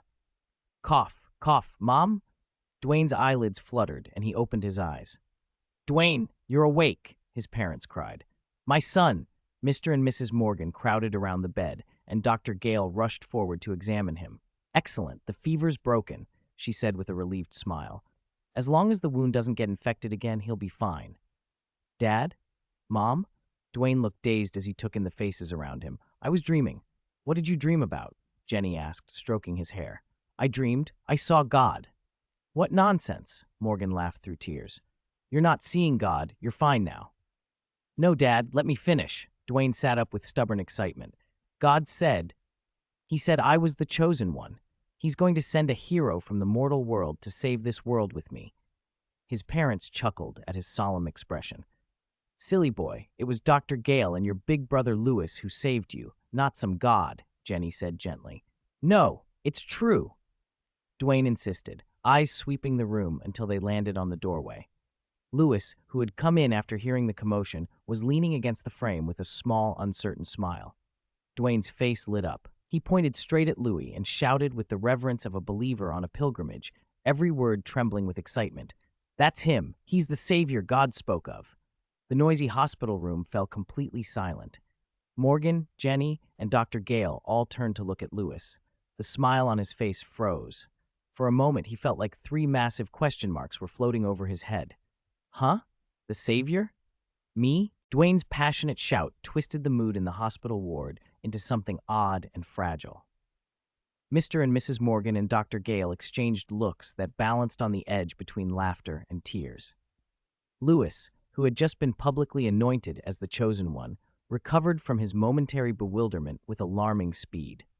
Rather than denying it, he played along with Dwayne, his deep blue eyes widening as he wore an expression of sudden understanding. "So, that's how it really is." He hurried to Dwayne's bedside and, breathless with excitement, blurted, "I thought Mom and Dad were lying before. I never did learn any magic." He clenched his fists, his eyes glittering, and spoke with exaggerated solemnity. "I didn't expect that I really am the chosen one." Seeing him put on such a show, the adults in the ward smiled, knowing, indulgent, but with that adult sting that comes from too many disappointments. They all thought of Louis' suitcase full of relics and his stories about Hogwarts and wizardry. It was obvious that, in the poor boy's heart, a dream of being a hero had always lived. Dwayne, as if finding kinship, nodded emphatically and grinned. "Exactly. That's what God told me." The adults took it as child's play, nothing more. On the surface, Louis and Dwayne traded childish talk about God's mission and saving the world. But inside Louis' head, thoughts were already racing. Could Dwayne actually have some gift of prophecy? He remembered, from the original story he'd read, a character who had dreamed of walkers invading the camp. Or maybe it was coincidence. Dwayne might have mumbled bits from Louis' tales about saving Paul and keeping watch, and mixed them with his own heroics while he was unconscious. It wasn't something Louis could verify now. Sigh. Add it to the long-term to consider list. Just as chatter filled the ward and things seemed lighter, a loud clatter echoed from down the corridor, like something heavy toppled. The sound froze every smile. Mr. and Mrs. Morgan and Dr. Gale went serious at once. Morgan moved instinctively to shield his wife and son, grabbing the iron shovel from the corner that served as the ward's poor excuse for a weapon. Only Lewis's face brightened. He tilted his head, thoughtful. The timing of the noise, the pattern. Everyone stay here and don't move. Dr. Gale lowered her voice, alert and taut. I'll go check. It's too dangerous for you alone, Doctor. Morgan shot back, already hefting the shovel. The old shotgun on his back looked conspicuous and reassuring. I'll go with you. I'll scout ahead. Wait. Before they could step out, Lewis interposed in a calm, surprising voice. I think you don't need to worry too much. They all stared, puzzled, and he explained, listening intently as if reading the air. That noise was loud, but it was brief, and there wasn't any follow-up, no snarling of walkers. If I'm not mistaken, it's very likely just a patient waking up. His words were a jolt. Dr. Gale went still and tipped her head to listen. From the corridor, through the sudden, loaded silence, came a weak, rasping voice. Doctor, is anyone there? Someone really did wake up. Joy replaced the tension on Dr. Gale's face. She moved at once. Morgan, still uneasy, followed with the shovel, and Louise insisted on trailing behind. They found him on the 3rd floor. A tall man in a hospital gown with curly brown hair had collapsed on the floor beside an overturned metal tray, his face pale and strained as he tried to pull himself up. Seeing him, something in Louis unclenched. Relief swept through him. It was Rick Grimes. Louis had worried that his own small, experimental presence in the world might have set off ripples that would prevent Rick from waking, or worse. Seeing Rick alive now, those fears eased. The man's aura of being chosen was still strong. Rick's memory was stuck on a single violent moment. The gunshot, the ripping pain, Shane's terrified face. He had been shot and had fallen. When he finally came to, it wasn't heaven, but a dead, empty ward.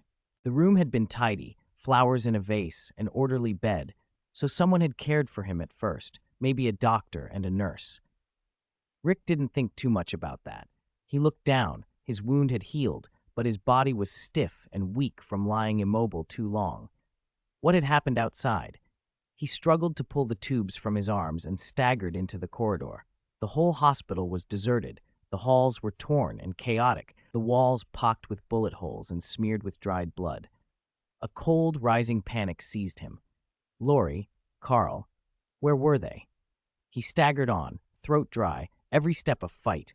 He wanted someone to tell him what had happened, but there was no one, no living person in sight. For a horrifying second, he thought this was some cruel prank, but the ruined reality around him and the faint metallic scent of blood made it all too real. Doctor? Is anyone there? His voice came out like sand. He had just knocked over a metal tray from lack of strength and fallen to the floor when footsteps rounded the corner. A woman in a white coat, a tall black man bearing a shovel, and a young blonde boy with blue eyes hurried over. Hey, are you okay? Don't move. You're still very weak. Dr. Gale and Morgan helped him to lean against the wall.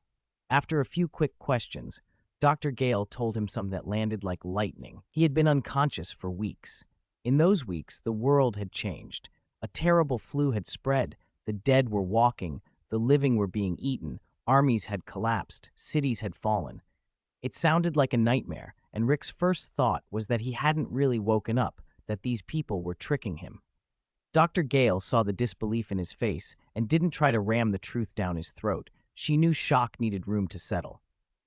Rest here for a moment. Mauer, she said instead. I'll get you some water and antibiotics. Then she turned toward the pharmacy. Morgan, worried about his wife and son, nodded at Rick and went back to Dwayne's ward. For a moment, the corridor held only Rick and Lewis. 17. The story begins. Bonus chapter for positive reviews and rewards. Louis walked over and handed him an unopened bottle of mineral water. I think you might need this. Rick took it, muttered, thanks, twisted off the cap, and took a long drink. The cool water slid down his parched throat and cleared his foggy mind.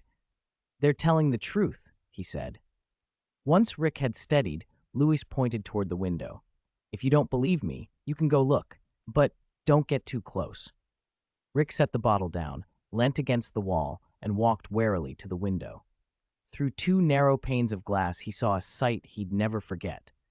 In the hospital parking lot, more than a dozen blackened, rotting bodies lay scattered, flies buzzing over them. In the distance, several staggering figures moved about. One of the walkers was tearing at a carcass on the ground. Rick's head buzzed and his mind went blank.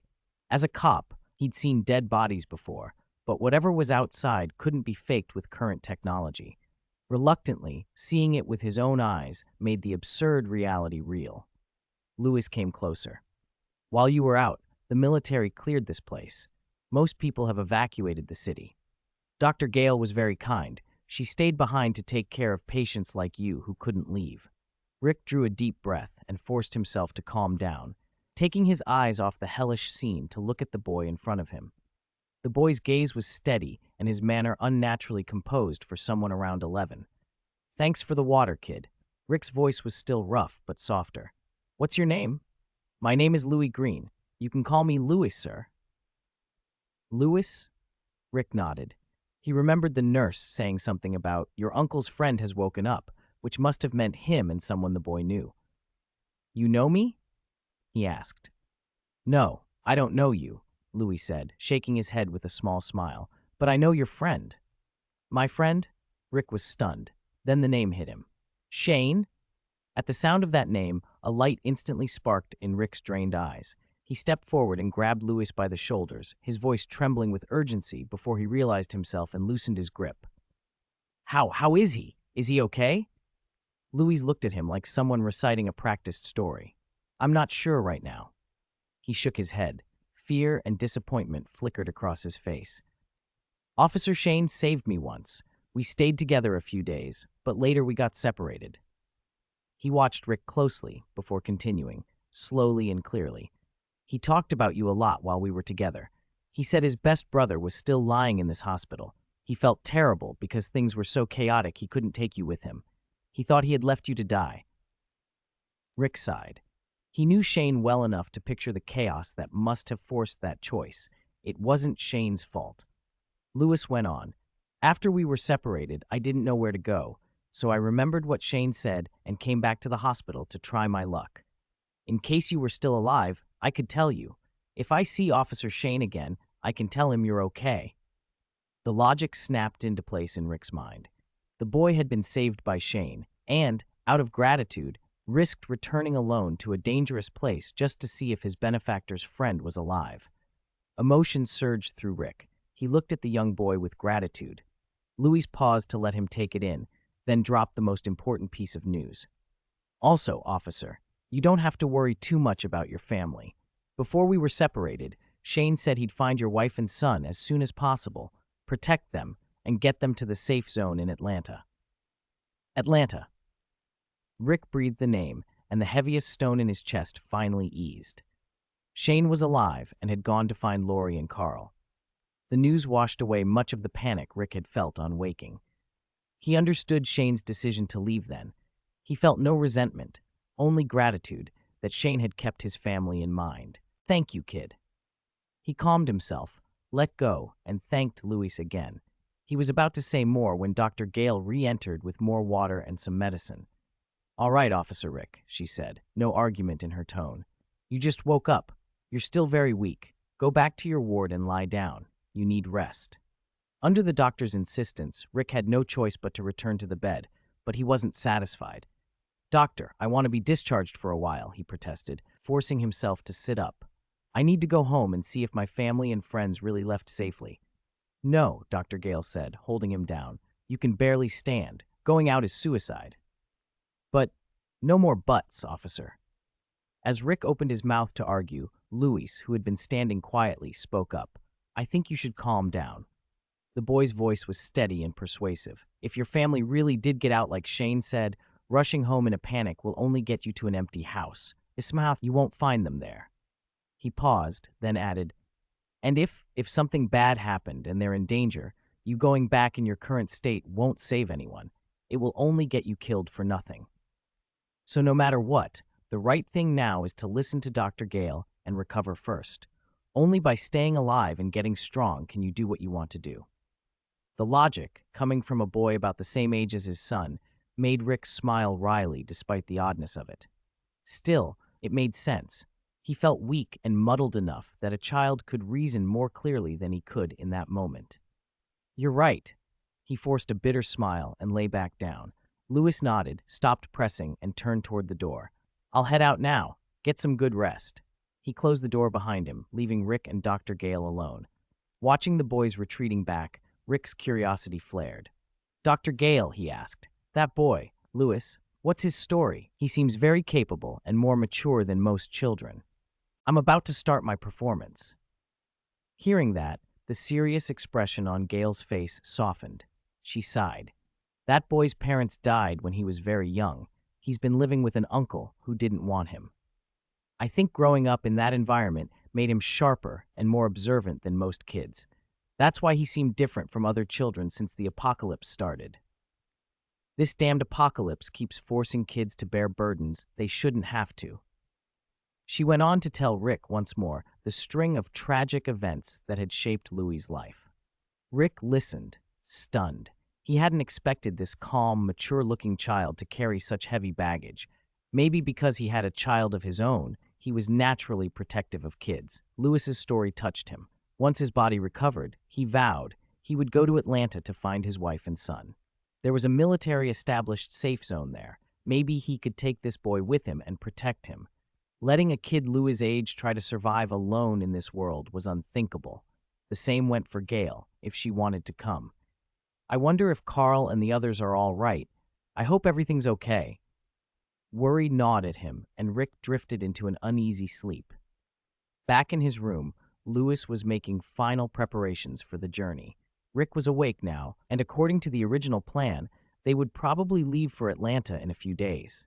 Some things needed early planning. He sat on the floor and took stock of his current assets. Learned magical skills, levitation charm. He could already perform it silently and without a wand. His proficiency was high, though it used more energy and was less stable than casting with a wand and an incantation. It was his primary method of attack and support. Episki, preliminary mastery. It worked well on his own minor superficial wounds, but when he tried it on others, he met mysterious resistance. It demanded extreme focus and high energy. Aguamenti, purely utilitarian. For now, he could only produce a thin stream of water from the wand tip for drinking or washing. The flow was limited and had no offensive use. Forget about squirting walkers. Scourgify, his most reliable utility spell, low consumption, very handy for cleaning blood and grime.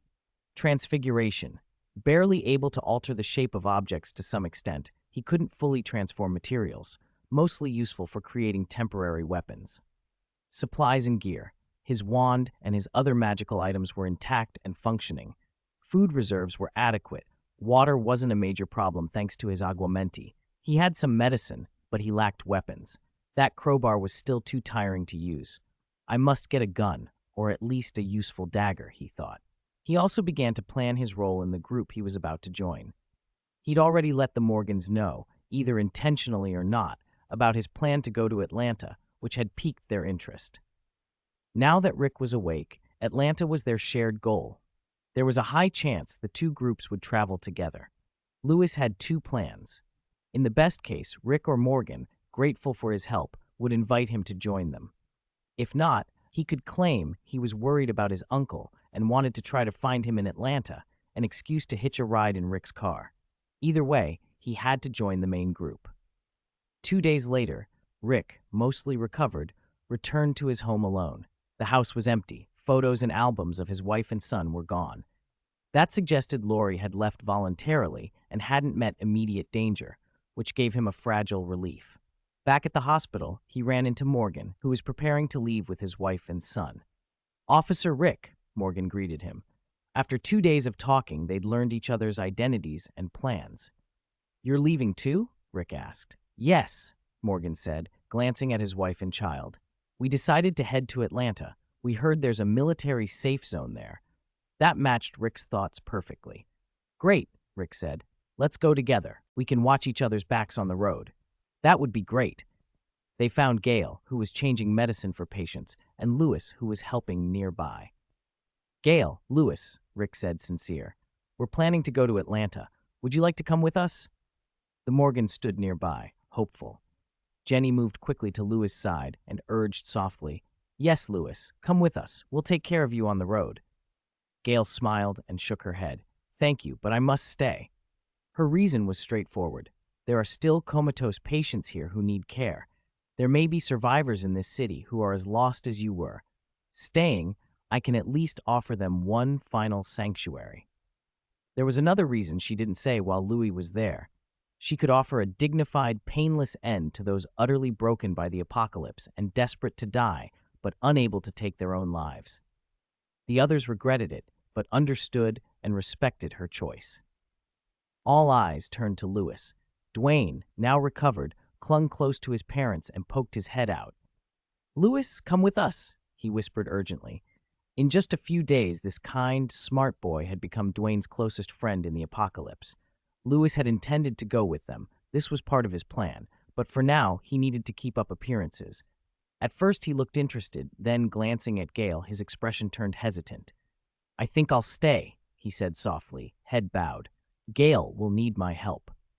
Rick felt moved by the child's kindness, but couldn't hide his concern. It wasn't good for a child to remain on this isolated hospital island forever. Gail was an adult and could be responsible for her choice, but Louis needed a safer place with more hope. Mr. and Mrs. Morgan felt the same. Jenny started to plead, but Gail knelt down first. She took Louis's shoulders, and her usually weary eyes were full of tenderness and gravity. "Louis, thank you," she said quietly. "I know you want to stay to repay me and to help others." She paused, shifting her tone. "But no matter how the world has changed, we adults must never let a child like you make that choice. You're smarter than any child I've ever met, Louis, but you're still a child. You shouldn't be trapped here. You should go to larger survivor bases, go to Atlanta. Maybe there there'll still be schools, proper infrastructure, and a place where you can grow up safely. You're our future. You deserve to go somewhere that has a future." 19. Departure. Those words moved everyone in the room, and even Louis looked visibly affected. "Dr. Gale is right," Rick added quickly, trying to persuade him. "Haven't you always wanted to see Uncle Shane? I'll take you to find him. I'm sure he misses you as much as you miss him. I'm a cop. I promise I'll keep you safe. Will you come with us?" Louis looked like he wanted to agree on the spot, but he hesitated. "I'm still too weak. I might hold you back." "Don't think like that, Louis." Morgan, who had been quiet until now, spoke up. He looked at Louis with an earnest intensity. "Have you forgotten? When we first met, you saved Jenny. You kept our family from being torn apart." Jenny nodded vigorously, and Dr. Gale added, "And Paul and Karina. If it weren't for you, the tragedy that day might already have happened." "And Dwayne, too," Morgan continued. "He was barely hanging on at first, but after he saw you, he started getting better the next day. Every time you show up, it's like hope walks in with you." At first, Morgan had only meant to comfort the fragile kid, but as he spoke, he began to believe it himself. Somehow, every time Louis appeared, things turned. Rick hadn't known Louis had helped so many, but now that he heard it, it made sense. "Exactly," Rick said. "Do you remember? When I came to, you were the first to tell me about Shane." "Louis, even if you do nothing, your presence brings us luck," someone else said. "Yeah, he's like an angel sent by God." Dwayne chimed in, nodding eagerly, clearly holding on to the dream he'd had as truth. Under the pressure of the group, Louis finally lifted his head, his face flushed with a shy, grateful smile as he gave a small nod. "All right, I'll go to Atlanta with you." At Louis's yes, Dwayne whooped with excitement. The adults smiled too. The road ahead was uncertain. Atlanta could be a haven or another kind of hell, but a long-dormant confidence and hope had been lit in everyone's hearts. Once the decision to leave was made, they moved fast. Dr. Gale declined to join the expedition, but at Rick's repeated requests, she agreed to leave the hospital temporarily and come with them to the town police station. There were more weapons and ammunition there, and, importantly, a hot shower. The warm water at the station washed the grime and exhaustion from the past few days, and everyone felt reborn. They changed into clean clothes and scavenged the armory until it was stripped of usable weapons and ammo. Rick insisted on driving Dr. Gale back to the hospital and left her a portion of the supplies for self-defense. They said a solemn goodbye at the hospital entrance, each knowing their parting might be permanent. Back at the station, Morgan had used the time to siphon gasoline from several abandoned cars and fill their tank to the brim. With fuel, weapons, and people ready, they hit the road toward Atlanta. They traveled a deserted stretch of highway. Rick drove while periodically calling on the car radio, trying to reach any other survivors. "This is an emergency channel. We're heading toward Atlanta on Highway 85. Please respond if you hear this." Only white noise answered. Static hissed from the speaker, and that was it. Louis sat in the back listening. He wasn't disappointed. He believed, stubbornly, that on the other end of the static, people in a survivor camp had heard them. It was only a signal issue that kept them from replying. Those people, he was certain, were the family and Shane Rick longed to find. At a mountain camp outside Atlanta, Shane set the communicator down with a regretful shake of his head. "He's gone," he told the small group gathered around him. The others were relieved and anxious at the same time, relieved to know there were more survivors, worried about what lay in the city. "We should warn them not to go into the city," Lori said, voice tight. Her long, dark curls framed a face worn with worry. She had no idea the faint call had come from the husband she'd thought dead. She only knew the city was crawling with walkers and didn't want strangers walking into that trap. Amy, a young blonde woman at her side, agreed. "They probably don't know how bad the city is." Shane, however, wouldn't hear of it. He wouldn't let Lori risk driving into the city alone to warn people she didn't know. It might sound harsh, but he couldn't stand the idea of someone he cared about taking that kind of danger for strangers. Besides, that woman was the widow of his best friend, the woman he loved and was determined to protect. Back on the highway, trouble hit them. The gas gauge dipped low. Even with Morgan's siphoning, their tank wouldn't carry them much farther. They pulled over to a lonely farmhouse off the road and decided to check the place for supplies. "Wait in the car," Rick told them. He went up to the window and peered inside, then his face fell. There were no living people, only an elderly couple, dead long enough that their bodies had begun to decay. Insects buzzed in the quiet room. On the wall behind the bed, written in dried blood, were words that made Rick's stomach drop. "God forgive us." He stepped back slowly, pressed his shoulder to the outside wall, and let out a long breath. He was glad he hadn't let anyone come in. Children shouldn't see that. When the others noticed his expression, they climbed out of the car and approached. "Rick, you okay?" Morgan asked. "Yeah." Rick shook his head and described what he'd seen. Jenny covered her mouth. "Oh, God. It looks like we'll have to walk the rest of the way," Rick said, staring down the highway, his tone heavy. Louis pointed toward the farmhouse's backyard. "Maybe we have another option." Rick followed his finger and saw a large brown horse grazing calmly in the yard. Now his face lit up. "You little—" Rick laughed, walked over, and slapped Louis on the shoulder. "Seems like luck keeps finding you." "You really are a lucky one, Louis," he added, grinning. 20. Transfer. Chapter for comments and nations. "It's nothing." When Officer Rick teased him, a little surprised, Louis waved his hand and gave an embarrassed smile. "Even if I hadn't said anything, you would have noticed in a bit." Morgan stepped forward and patted the gentle brown horse, his face bright with relief. "Either way, this is a huge help." After a brief moment of stunned gratitude, the group fell into planning. "We're not far from Atlanta," Rick said, pointing toward the highway in the distance. "My idea is to take the horse into the city alone, scout the roads, and see if I can find gasoline or a working car to bring back." "You all stay at this farmhouse for now," Morgan added. "It's relatively safe, and there's a water source." "I'll go with you," Morgan said immediately. "No, you need to stay." Rick shook his head, firm. "Jenny and the kids need protection. You're the only other adult male here besides me. Your responsibility is here." He glanced at the horse and tried for a joke. "And I don't think this guy can carry the weight of 2 grown men for long."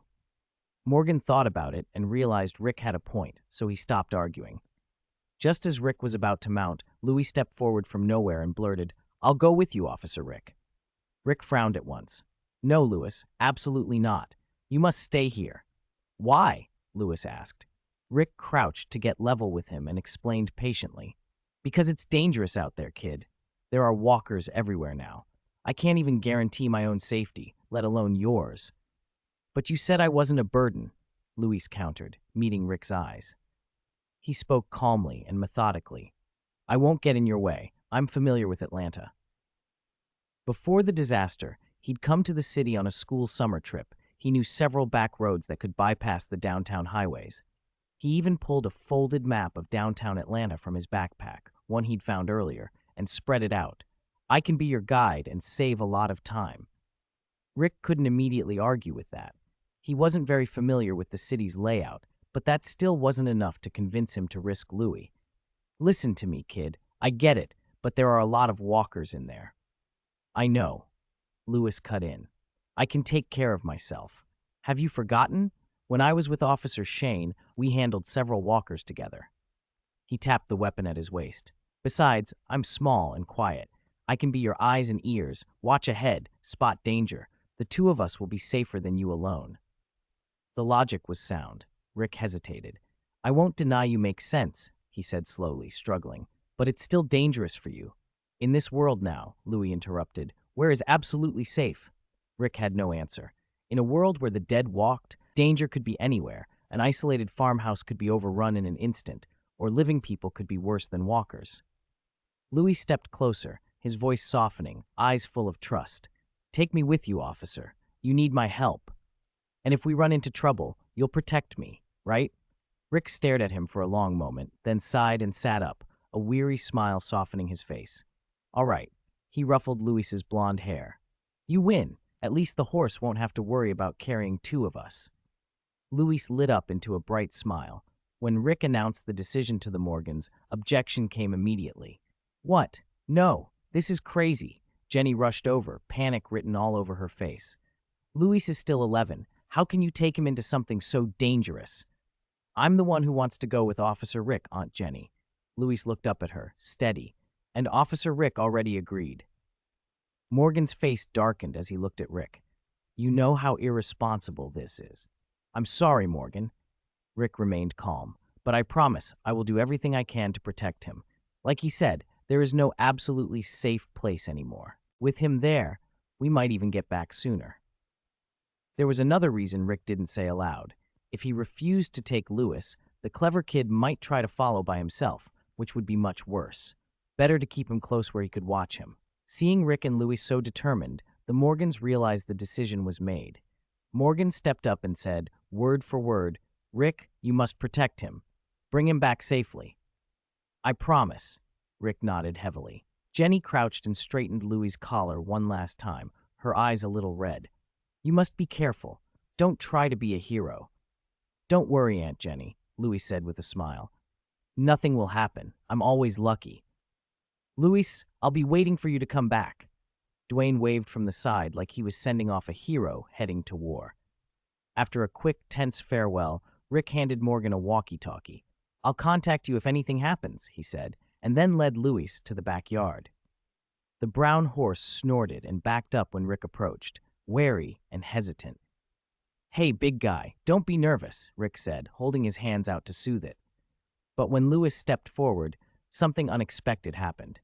Instead of pulling away, the horse lowered its head and gently nuzzled Louis's cheek with its soft nose. Whoa! Louis laughed at the tickle and stroked the horse's mane. The animal squinted with pleasure, as calm and affectionate as a big cat.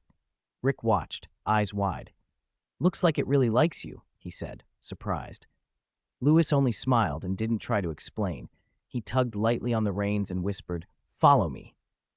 To Rick's amazement, the steed obediently started walking behind him.